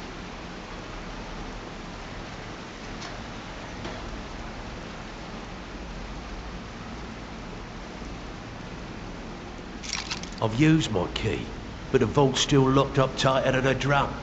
Now use yours.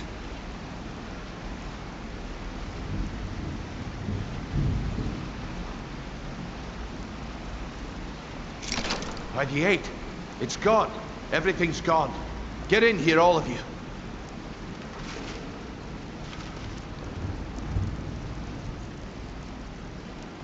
The gold, the jewels, it's all gone. That son of a bitch. I'll kill him. Vex, put it away, right now. We can't afford to lose our heads. We need to calm down and focus. Do what he says, Vex. This ain't helping right now. Fine. We do it your way. For now. Delvin, Vex, watch the flagon. If you see Mercer, come tell me right away.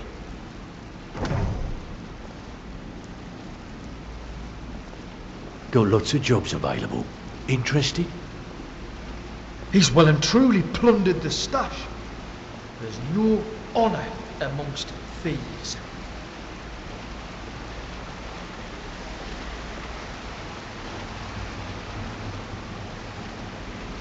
Look, before I help you track Mercer down, I need to know what you learned from Karliah. I mean, everything.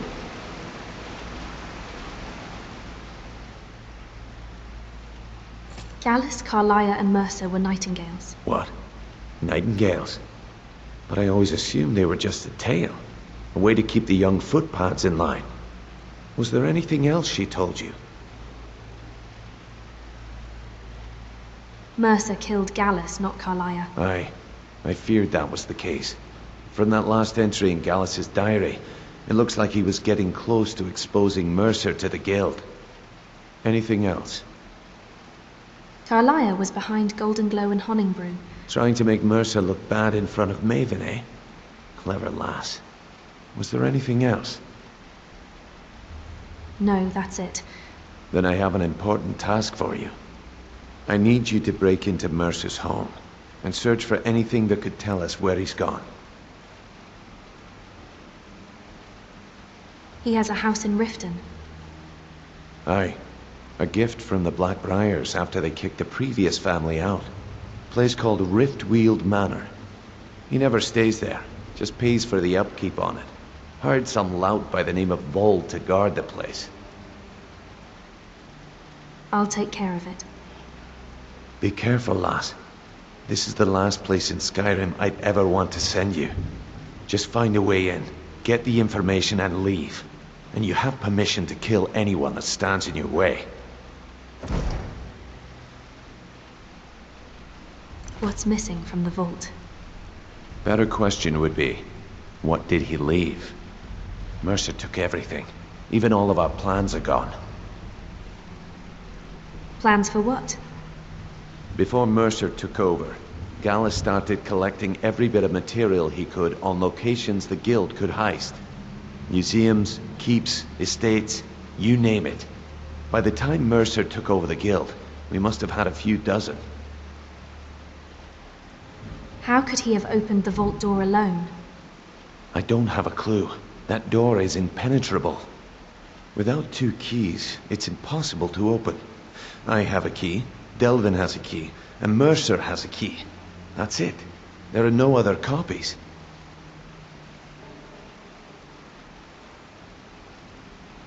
What's the best way to get into Riftweald Manor? Good question. I've only set foot inside a few times myself, and that was in Mercer's company. If you can get past his trained watchdog, I think your best bet might be the ramp to the 2nd floor balcony in his backyard.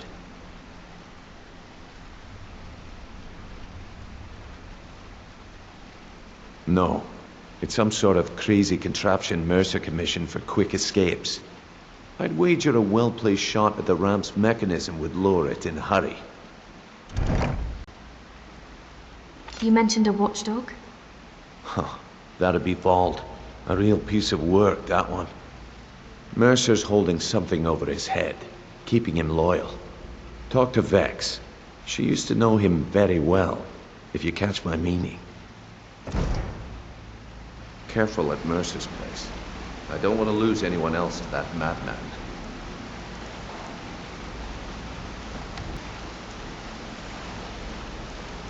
I hope he turns up soon.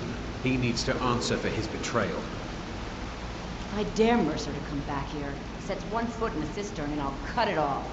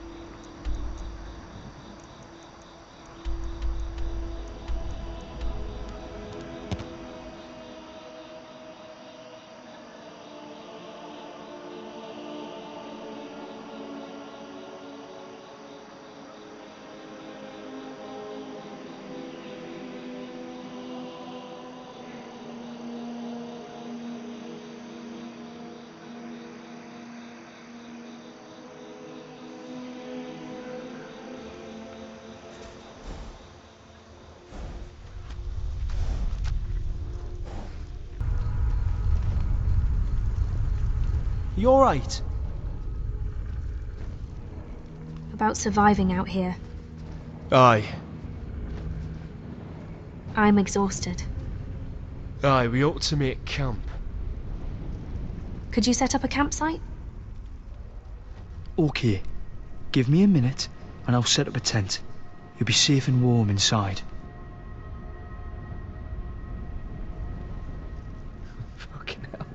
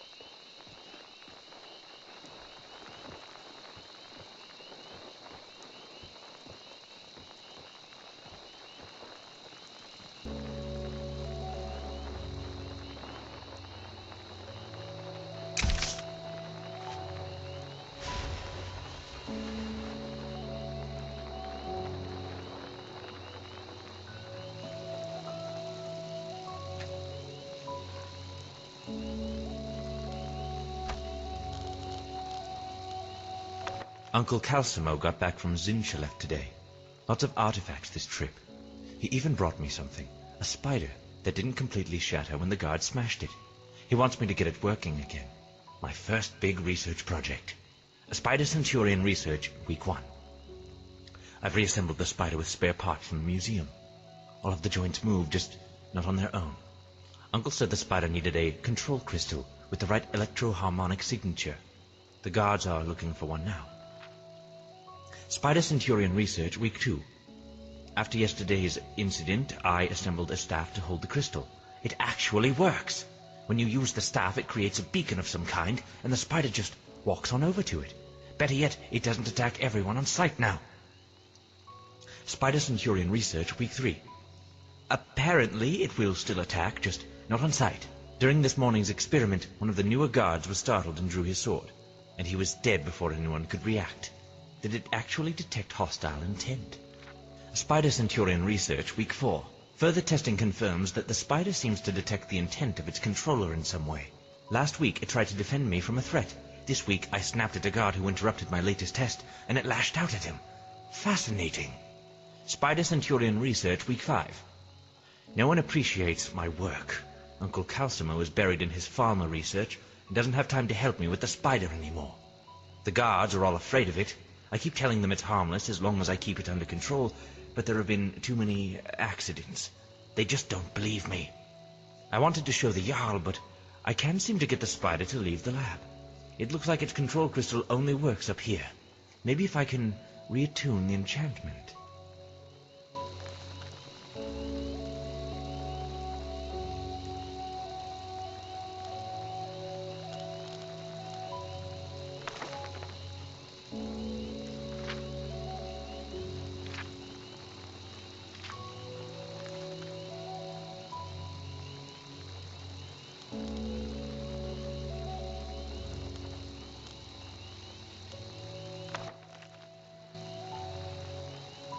Draconic Letters, Volume 3.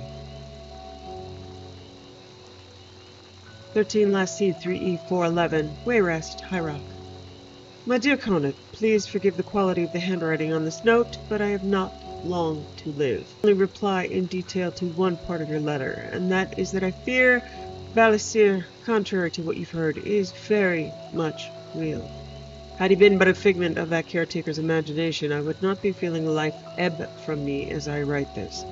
Lady Morling has sent for healers, but I know they won't arrive in time. I just need to explain what happened so that you'll understand, and then all my affairs in this world will be ended. The one advantage of my condition is that I must be brief, without my habitually ornamental descriptions of people and places. I know that you will appreciate that, at least. Started when I came to Wayrest. and through my friend Lady Morling and her court connections was introduced to Balasir himself. I had to proceed carefully, not wanting him to know of our designs on Azura's star, which I presumed he possessed, given to him by his servant, Hadwaf Neithwir. His function in Queen Elisana's court seemed to be decorative, like so many of her courtiers, and it was not hard to differentiate myself from the others when we began conversing on the school of mysticism. Many of the other hangers-on of the palace can speak eloquently on the subject of the magical arts, but it seemed that only he and I had deep knowledge of the craft. Many a nobleman or adventurer who aren't mages by profession learn a spell or two from the useful schools of restoration or destruction. I told Balasir quite truthfully that I'd never learned any of that. Oh, but I wish I knew some healing spells of the School of Restoration now. But that I had developed some small skill in mysticism. Not enough to be a Psijic, of course, but in telekinesis, password, and spell reflection, I had some amateur ability. He responded with compliments, which allowed me to segue into the topic of another spell of mysticism, the Soul Trap. I told him I was unlearned but curious about that spell, and very naturally and comfortably I was able to bring up the subject of Azura's star, the endless well of souls.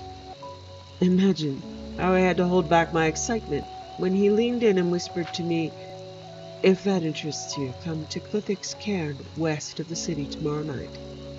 I couldn't sleep at all. The only thing I could think was how I would get the star when he showed it to me. I still knew so little of Balasir, his past, his power, but the opportunity was too great to let pass.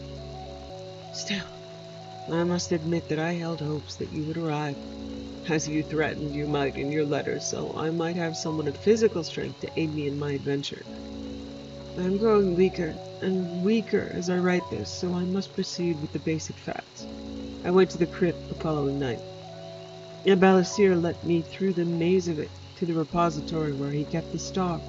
We were talking quite casually, and as you've so often said, it seemed an excellent time for an ambush. I grabbed the star and unsheathed my blade in what I felt was amazing speed. He turned to me, and I suddenly felt that I was moving like a snail. In a flash, Balasir changed his form and became his true self. Not man or mer, but Daedra. A colossal Daedra lord who swiped back the star from my grasp and laughed at my sword as it thudded against his impenetrable hide. I knew I had been beaten, and I threw myself toward the corridor. A blue flash of energy coursed through me, flung by Balasir's claws. At once, I began to feel death. He could have smote me with 1,000 spells, but he chose this one, where I could lie down and suffer, and hear him laugh. At the very least, I did not give him that pleasure. Already struck, it was too late for me to cast a counterspell of mysticism, one to dispel the magicka, reflect it, or absorb it as my own, but I did still know how to teleport myself, what mystics term recall, to whatever place I'd last set a spiritual anchor. I confess that at the time I didn't remember where that would be. Perhaps in Borean when I arrived at the Iliac Bay, or in Cambria, or in Grimtree Garden where I met the caretaker, or my hostess's palace in Wayrise. I prayed that I had not set the anchor last when I was with you in Morrowind, for it said that if the distance is too great, one can be caught between dimensions. Still, I was willing to take that chance rather than being the plaything of Balasir. I cast the spell and found myself back on the doorstep of Lady Morling's palace. To be out of the crypt and away from the Daedra was a relief, but I had so hoped that I'd been smart enough to cast an anchor near a mage's guild or a temple where I could find a healer. Instead, knowing I was too weak to walk far, I beat on the door and was taken here, where I write this letter, lying in my bed. As I wrote these words, Dear Elisabetta, Lady Morling came in, quite tearfully and frantic, to tell me that the healer should be here within a few minutes, but I'll be dead ere they arrive. I know these are my last words. Dear friend, stay away from this cursed place. Your friend, Charge.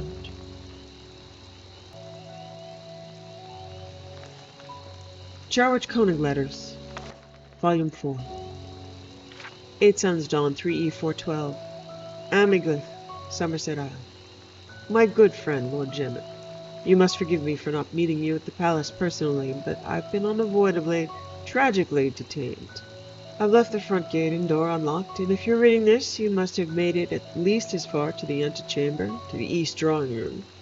Perhaps you've already wandered the estate and seen some of the delights before coming to this chamber. 7 fountains of marble and porphyry, the reflecting pool, the various groves, the colonnades and quincunx. I don't think you would have already gone to the sacred floor suites and the west wing, as you would have had to pass this room first and picked up this letter. But believe me, they're beautifully appointed with magnificent balustrades, winding staircases, intimate salons, and bedchambers worthy of your affluence. The price of this property is exorbitant, certainly, but for a man like you, who seeks only the best, this is the villa you must have. As you undoubtedly noticed as you arrived through the gates, there are several smaller buildings, ideally suited to be guard stations. I know you are concerned with security. I'm an intensely greedy man, and there is nothing I would have liked more than to meet you here today, show you the grounds, fawn on you obsequiously, and collect a fat percentage of the cost of the sale when you bought this marvelous palace, as I'm sure you would have. My dilemma that caused my inexcusable absence began shortly after I arrived here early to make certain the villa was well cleaned for your inspection. A man named Koenig crept up behind me and gripped me by the throat, clamping his left hand over my mouth and nose and throttling me with his right hand. Crushing the soft spot on my throat just below the thyroidal cartilage, he effectively strangled me in a few quick but very painful minutes. I am currently buried in a pile of leaves in the north statuary parterre, close to the exceptional sculptural representations of the transformations of Trinamax. It should not be too long before I am discovered. Someone at my bank will surely notice my absence in due time. Koenig might have buried me deeper, but he wanted to be ready for the arrival of his old partner, Charwich. Perhaps part of you thinks it's best to stop reading now, Lord Gaiman. You are looking around the antechamber and seeing nothing but doors.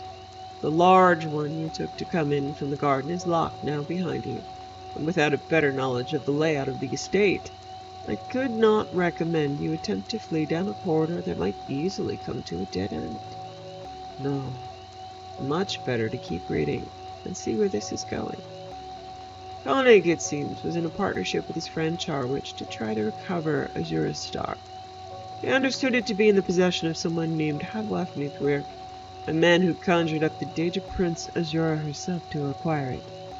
As Nithwir originally hailed from High Rock, Charwich went there to look for him, while his partner searched Morrowind. They planned to communicate their findings by letters sent through couriers.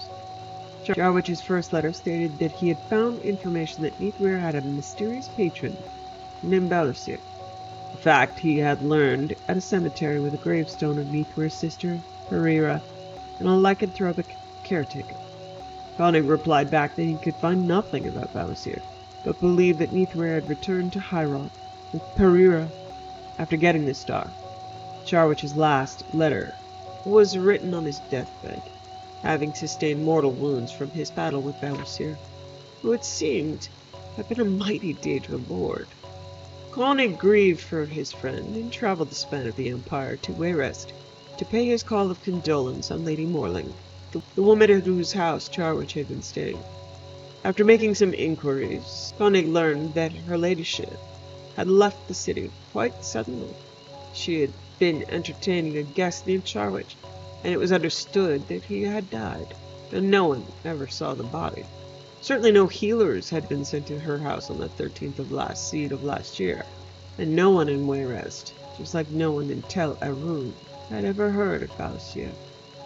Poor Koenig was suddenly unsure of everything. He retraced his last partner's path through Boren and Grimtree Gardens, but found that the Nithwir family crypt was elsewhere, in a small town in the barony of Dwinin. There was indeed a lycanthropic caretaker, fortunately in human form at the time, and questioned, using the technique of strangulation, release, He told Koenig a story that he had told Charwich many months earlier. Hadwaf and Perira, Neathware, had returned to Twinin, intent on settling old business. As the star requires potent spirits for power, they thought they would begin small by capturing a spirit of the werewolf they knew of in their family graveyard. Sadly, for them, their grasp exceeded their reach. When the poor caretaker resumed his human form one morning, he found himself lying next to the shredded, bloodied bodies of the Neathware siblings. Stressed and fearful, he brought the corpses and all their possessions down into the crypt.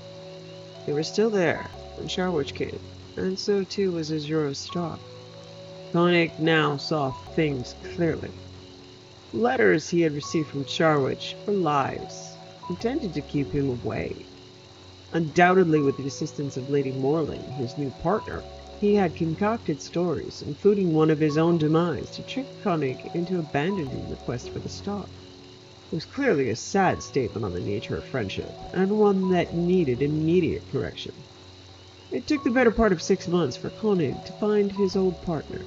Charwich and Lady Morling had used the power of the star to make themselves very wealthy and powerful. They assumed a number of different identities in their travels through High Rock and Skyrim, and then down to Valenwood and the Somerset Isle. Once that way, of course, the star itself disappeared, as great Daedric artifacts always do. The couple still had much wealth, but their love sadly fell in troubled times. When they reached Alinor, they parted ways. One must assume that during their months together, Charwich must have told Lady Morling about Koenig. It's pleasant to think of the loving couple laughing over the stories they were telling him about the mythical and dangerous Balusir. Charwich must not have given his former beloved a very accurate physical description, however, because when Lady Morling, then under the identity of the Countess Zelenia, met Koenig, she had no idea who he was. It came as quite a surprise to her when he began strangling her and requesting information about her former paramour.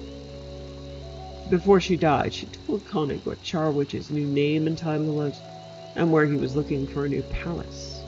She even told him about me. Given all the twists and bends the last month's chase took him on, it was not difficult to find which palace Charwich was looking to buy, and what time his appointment was to view it. Then he had merely to arrive early, dispose of me, and wait. There our story must sadly end. I look forward to seeing you soon. Yours, Sirik Gonithmi, former estate banker. Yes, Charwich. Turn around now, or don't. Your choice. Your friend, Koenig.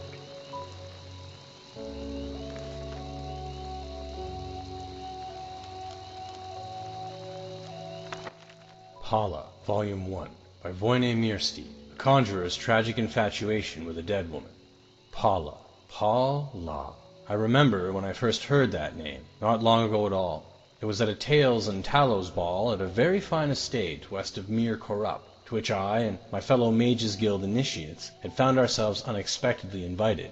Truth be told, we needn't have been too surprised. There were very few other noble families in Mir Corrupt. The region had its halcyon days as a resort for the wealthy far back in the Second Era, and on reflection, it was only appropriate to have sorcerers and wizards present at a supernatural holiday. Not that we were anything more exotic than students at a small, non-exclusive charter house of the guild, but like I said, there was a paucity of other choices available. For close to a year, the only home I had known was the rather ramshackle if sprawling grounds of the Mir Corrupt Mages Guild. My only companions were my fellow initiates, most of which only tolerated me, and the masters, whose bitterness at being at a backwater guild prompted never-ending abuse. Immediately, the School of Illusion had attracted me. The magister who taught us recognized me as an apt pupil who loved not only the spells of the science, but their philosophical underpinnings. There was something about the idea of warping the imperceptible energies of light, sound, and mind that appealed to my nature. Not for me the flashy schools of destruction and alteration, the holy schools of restoration and conjuration, the practical schools of alchemy and enchantment, or the chaotic school of mysticism. No, I was never so pleased as to take an ordinary object and by a little magic make it seem something other than what it was. It would have taken more imagination than I had to apply that philosophy to my monotonous life. After the morning's lessons, we were assigned tasks before our evening classes. Mine had been to clean out the study of a recently deceased resident of the guild and categorize his clutter of spellbooks, charms, and incunabula. It was a lonely and tedious appointment. Magister Tendixus was an inveterate collector of worthless junk, but I was reprimanded any time I threw something away of the least possible value. Gradually, I learned enough to deliver each of his belongings to the appropriate department. Potions of healing to the Magisters of Restoration, books on physical phenomena to the Magisters of Alteration, herbs and minerals to the alchemists, and soul gems and bound items to the enchanters. After one delivery to the enchanters, I was leaving with my customary lack of appreciation, when Magister Ilther called me back. "Boy," said the portly old man, handing me back one item, "destroy this." It was a small black disc covered with runes, with a ring of red-orange gems like bones circling its periphery. "I'm sorry, Magister," I stammered. "I thought it was something you'd be interested in." "Take it to the Great Flame and destroy it," he barked, turning his back on me. "You never brought it here." My interest was piqued, because I knew the only thing that would make him react such a way: necromancy. I went back to Magister Tendixus's chamber and pored through his notes, looking for any reference to the disc. Unfortunately, most of the notes had been written in a strange code that I was powerless to decipher. I was so fascinated by the mystery that I nearly arrived late for my evening class in enchantment, taught by Magister Ilther himself. For the next several weeks, I divided my time categorizing the general debris and making my deliveries, and researching the disc. I came to understand that my instinct was correct. The disc was a genuine necromantic artifact. Though I couldn't understand most of the Magister's notes, I determined that he thought it to be a means of resurrecting a loved one from the grave. Sadly, the time came when the chamber had been categorized and cleared, and I was given another assignment, assisting in the stables of the guild's menagerie. At least finally I was working with some of my fellow initiates, and had the opportunity of meeting the common folk and nobles who came to the guild on various errands. Thus was I employed when we were all invited to the Tales and Tallows ball. If the expected glamour of the evening were not enough, our hostess was reputed to be a young, rich, unmarried orphan from Hammerfell. Only a month or two before had she moved to our desolate, wooded corner of the Imperial Province to reclaim an old family manor house and grounds. The initiates at the guild gossiped like old women about the mysterious young lady's past, what happened to her parents, why she had left or been driven from her homeland. Her name was Betaniki, and that was all we knew. We wore our robes of initiation with pride as we arrived for the ball. At the enormous marble foyer, a servant announced each of our names as if we were royalty, and we strutted into the midst of the revelers with great puffery. Of course, we were then promptly ignored by one and all. In essence, we were unimportant figures to lend some thickness to the ball, background characters. The important people pushed through us with perfect politeness. There was old lady Shadira, discussing diplomatic appointments to Balmora with the Duke of Rimfarlin. An orc warlord entertained a giggling princess with tales of rape and pillage. 3 of the guild magisters worried with 3 painfully thin noble spinsters about the haunting of Daggerfall. Intrigues at the imperial and various royal courts were analyzed, gently mocked, fretted over, toasted, dismissed, evaluated, mitigated, admonished, and subverted. No one looked our way, even when we were right next to them. It was as if my skill at illusion had somehow rendered us all invisible. I took my flagon out to the terrace. The moons were doubled, equally luminous in the sky and in the enormous reflecting pool that stretched out into the garden. The white marble statuary lining the sides of the pool caught the fiery glow, and it seemed to burn like torches in the night. The sight was so otherworldly that I was mesmerized by it, and the strange red-garbed figures immortalized in stone. Our hostess had made her home there so recently that some of the sculptures were still wrapped in sheets that billowed and swayed in the gentle breeze. I don't know how long I stared before I realized I wasn't alone. She was so small and so dark, not only in her skin, but in her clothing, that I nearly took her for a shadow. When she turned to me, I saw that she was very beautiful and young, not more than 17. "Are you our hostess?" I finally asked. "Yes," she smiled, blushing, "but I'm ashamed to admit that I'm very bad at it. I should be inside with my new neighbors, but I think we have very little in common." "It's been made abundantly clear that they hope I have nothing in common with them either," I laughed. "When I'm a little higher than an initiate in the Mages Guild, they might see me as more of an equal." "I don't understand the concept of equality in Cyrodiil yet," she frowned. "In my culture, you proved your worth, not just expected it. My parents both were great warriors, as I hope to be." Her eyes went out to the lawn, to the statues. "Do the sculptures represent your parents?" "That's my father Perion there," she said, gesturing to a life-size representation of a massively built man, unashamedly naked, gripping another warrior by the throat and preparing to decapitate him with an outstretched blade. It was clearly a realistic depiction.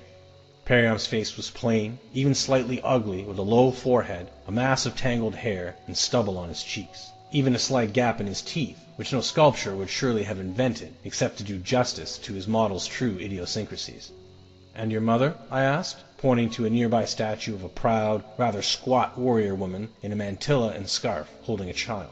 "Oh no," she laughed. "That was my uncle's old nurse. Mother's statue still has a sheet over it." I don't know what prompted me to insist that we unveil the statue that she pointed to. In all likelihood, it was nothing but fate, and a selfish desire to continue the conversation. I was afraid that if I did not give her a project, she would feel the need to return to the party, and I would be alone again. At first she was reluctant.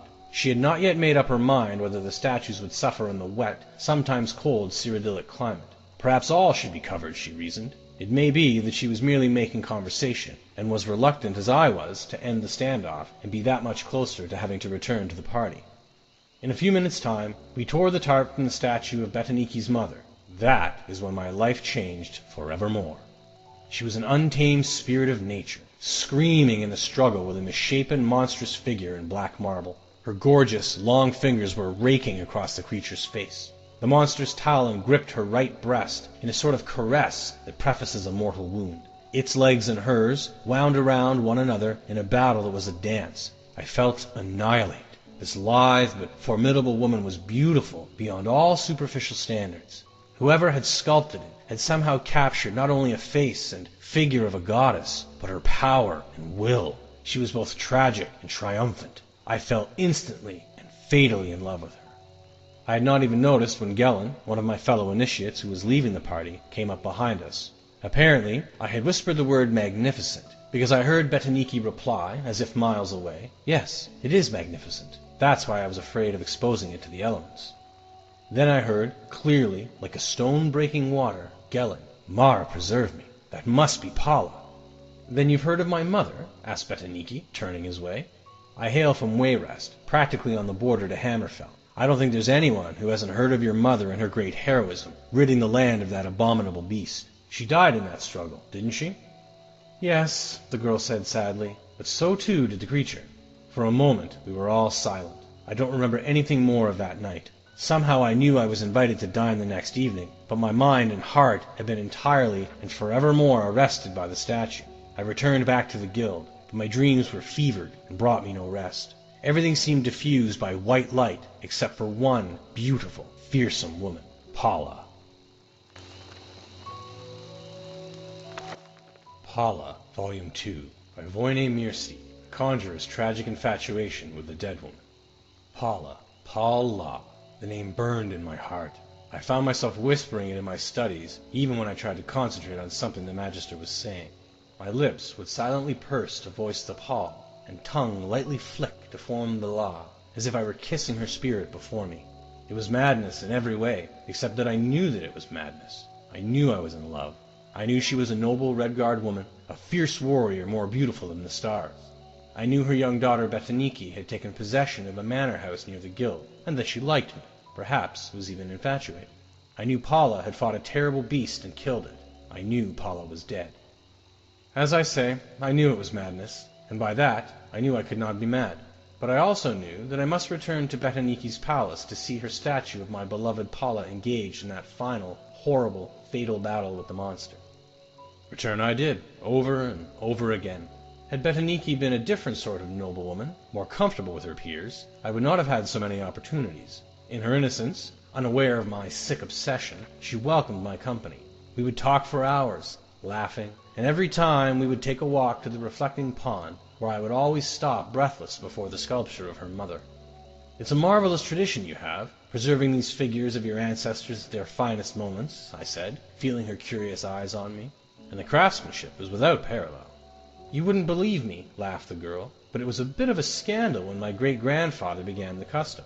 We Redguards hold a great reverence for our families, but we are warriors, not artists. He hired a traveling artist to create the first statues, and everyone admired them until it was revealed that the artist was an elf, an Altmer from the Somerset Isle."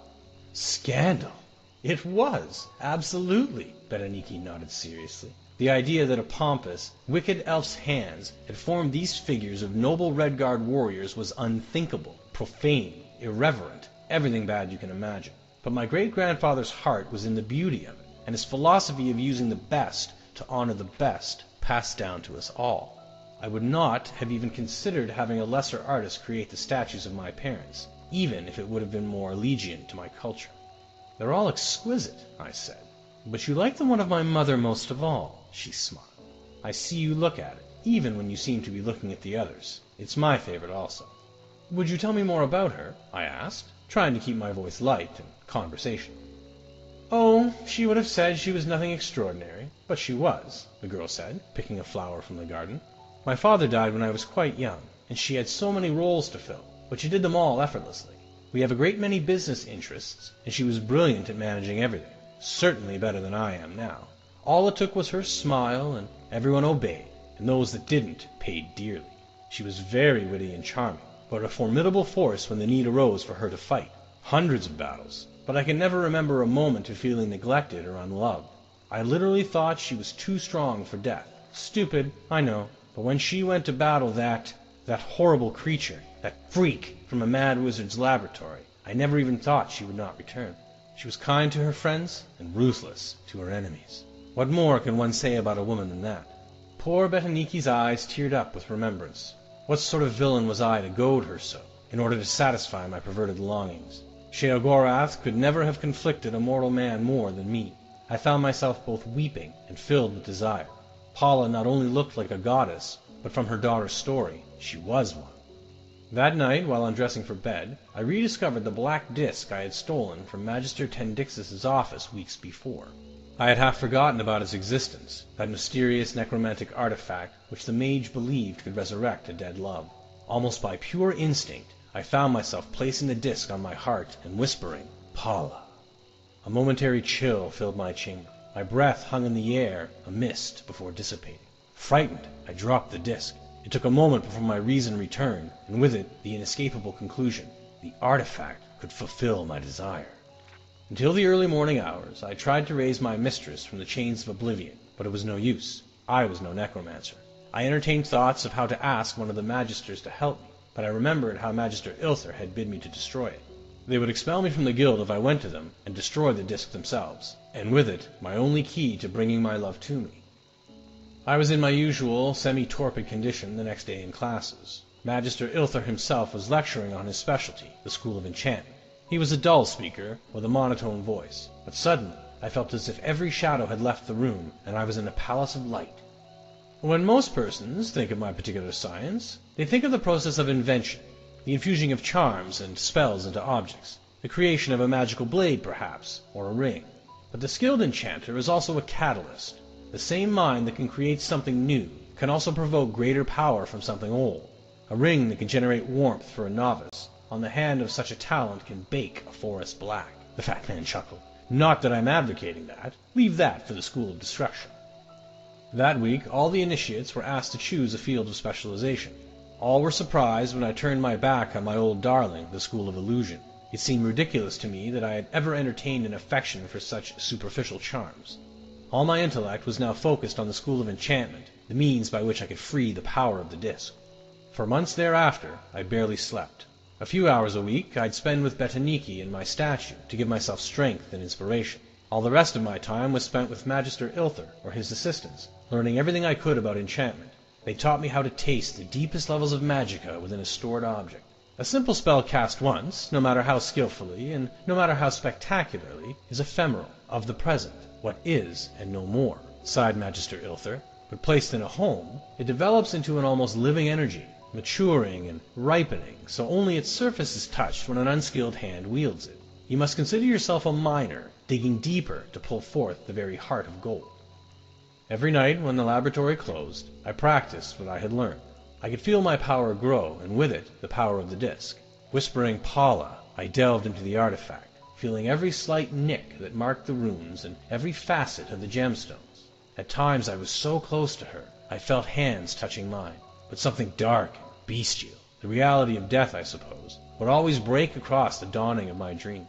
With it came an overwhelming rotting odor, which the initiates in the chamber next to mine began to complain about.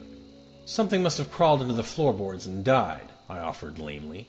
Magister Ilther praised my scholarship, and allowed me the use of his laboratory after hours to further my studies. Yet no matter what I learned, Paula seemed scarcely closer. One night, it all ended. I was swaying in a deep ecstasy, moaning her name, the disc bruising my chest, when a sudden lightning flash through the window broke my concentration. A tempest of furious rain roared over Mir Corrupt. I went to close the shutters, and when I returned to my table, I found that the disc had shattered. I broke into hysterical sobs and then laughter. It was too much for my fragile mind to bear such a loss after so much time and study. The next day, and the day after, I spent in my bed, burning with a fever. Had I not been in a mages guild with so many healers, I likely would have died. As it was, I provided an excellent study for the budding young scholars. When at last I was well enough to walk, I went to visit Betaniki. She was charming as always, never once commenting on my appearance, which must have been ghastly. Finally, I gave her reason to worry when I politely but firmly declined to walk with her along the reflecting room. "But you love looking at the statuary," she exclaimed. I felt that I owed her the truth and much more. "Dear lady, I love more than the statuary. I love your mother. She is all I've been able to think of for months now, ever since you and I first removed the tarp from that blessed sculpture. I don't know what you think of me now, but I have been obsessed with learning how to bring her back from the dead." Betaniki stared at me, eyes wide. Finally she spoke. "I think you need to leave now. I don't know if this is a terrible jest. Believe me, I wish it were. You see, I failed. I don't know why. It could not have been that my love wasn't strong enough, because no man had a stronger love. Perhaps my skills as an enchanter are not masterful, but it wasn't from lack of study. I could feel my voice rise and knew I was beginning to rant, but I could not hold back. Perhaps the fault lay in that your mother never met me, but I think that only the caster's love is taken into account in the necromantic spell. I don't know what it was. Maybe that horrible creature, the monster that killed her, cast some sort of curse on her with its dying breath. I failed, and I don't know why." With a surprising burst of speed and strength for so small a lady, Betaniki shoved herself against me. She screamed, "Get out!" and I fled out the door. Before she slammed the door shut, I offered my pathetic apologies. "I'm so sorry, Betaniki, but consider that I wanted to bring your mother back to you. It's madness, I know, but there was only one thing that's certain in my life, and that's that I love Paula." The door was nearly shut, but the girl opened it a crack to ask tremulously, "You love whom?" "Paula!" I cried to the gods. "My mother," she whispered angrily, "was named Zarlis. Paula was the monster." I stared at the closed door for Mara knows how much time, and then began the long walk back to the Mages Guild. My memory searched through the minutiae to the Tales and Talos night so long ago when I first beheld the statue, and first heard the name of my love. That Breton initiate, Gellin, had spoken. He was behind me. Was he recognizing the beast and not the lady? I turned the lonely bend that intersected with the outskirts of Mir Corrupt, and a large shadow rose from the ground where it had been sitting, waiting for me. "Paula," I groaned. "Paula. Kiss me," it howled. And that brings my story up to the present moment.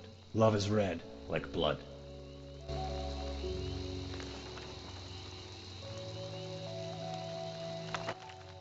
Pension of the Ancestor Moth, a Temple Novice's initiatory pamphlet on the cult of the Ancestor Moth, to be read by all novitiates of the Temple.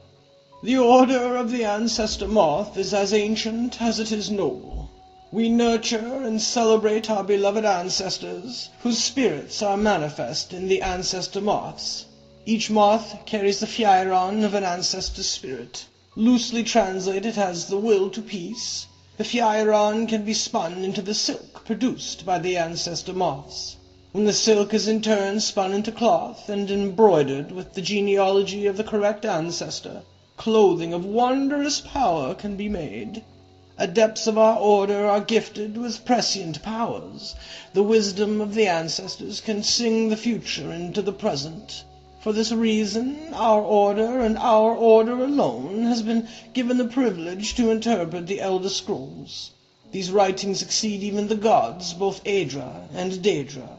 Such insight into the inner fabric of reality comes at a price. Each reading of the Elder Scrolls is more profound than the last. Each leaves the priest blind for longer and longer periods of time. Finally, the last reading achieves a nearly sublime understanding of that scroll's contents. but the priest is left permanently blinded to the light of this world. No longer can he read the scrolls. This monastery is dedicated to the service of these noble members of our order. They now live out their lives with the ancestor moths that they so love. Their underground demesnes are well suited to the moths. They raise and nurture the fragile creatures, singing to them constantly. They harvest the silk and spin it into the bolts of cloth. They weave the cloth, embroidering it with the genealogies and histories of the ancestors that spun the silk. This is their new life. As they tend the ancestor moths, so we tend the blind monks. While they toil in the dark, we serve in the light. They need food and water, we provide. They need tools and furniture, we provide. They need secrecy and anonymity, we provide. They need purveyors to sell the fruits of their labors, and we provide. At one time, we also provided protection. Many generations ago, Gudrun came to our temple. Newly blinded by visions of what was to be, she brought with her new teachings. The visions of the ancestors foresaw the need of the monks to defend themselves. They train and practice the teachings of Gudrun constantly. They are masters of the swords of no sword, the axes of no axe. As a novitiate, you will learn the teachings of Gudrun. You will learn the way of the peaceful fist. You will learn to serve the blind monks. You will learn to provide. In time, you may attain the peace and insight of the ancestor moths.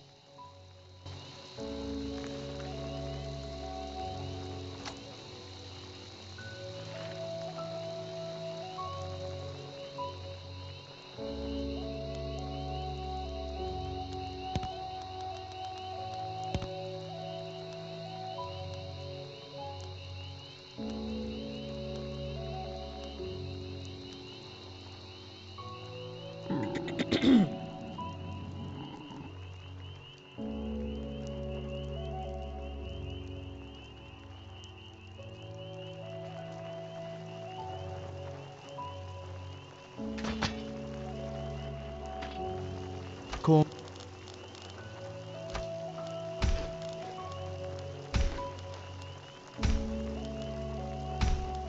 When you're ready to go, love.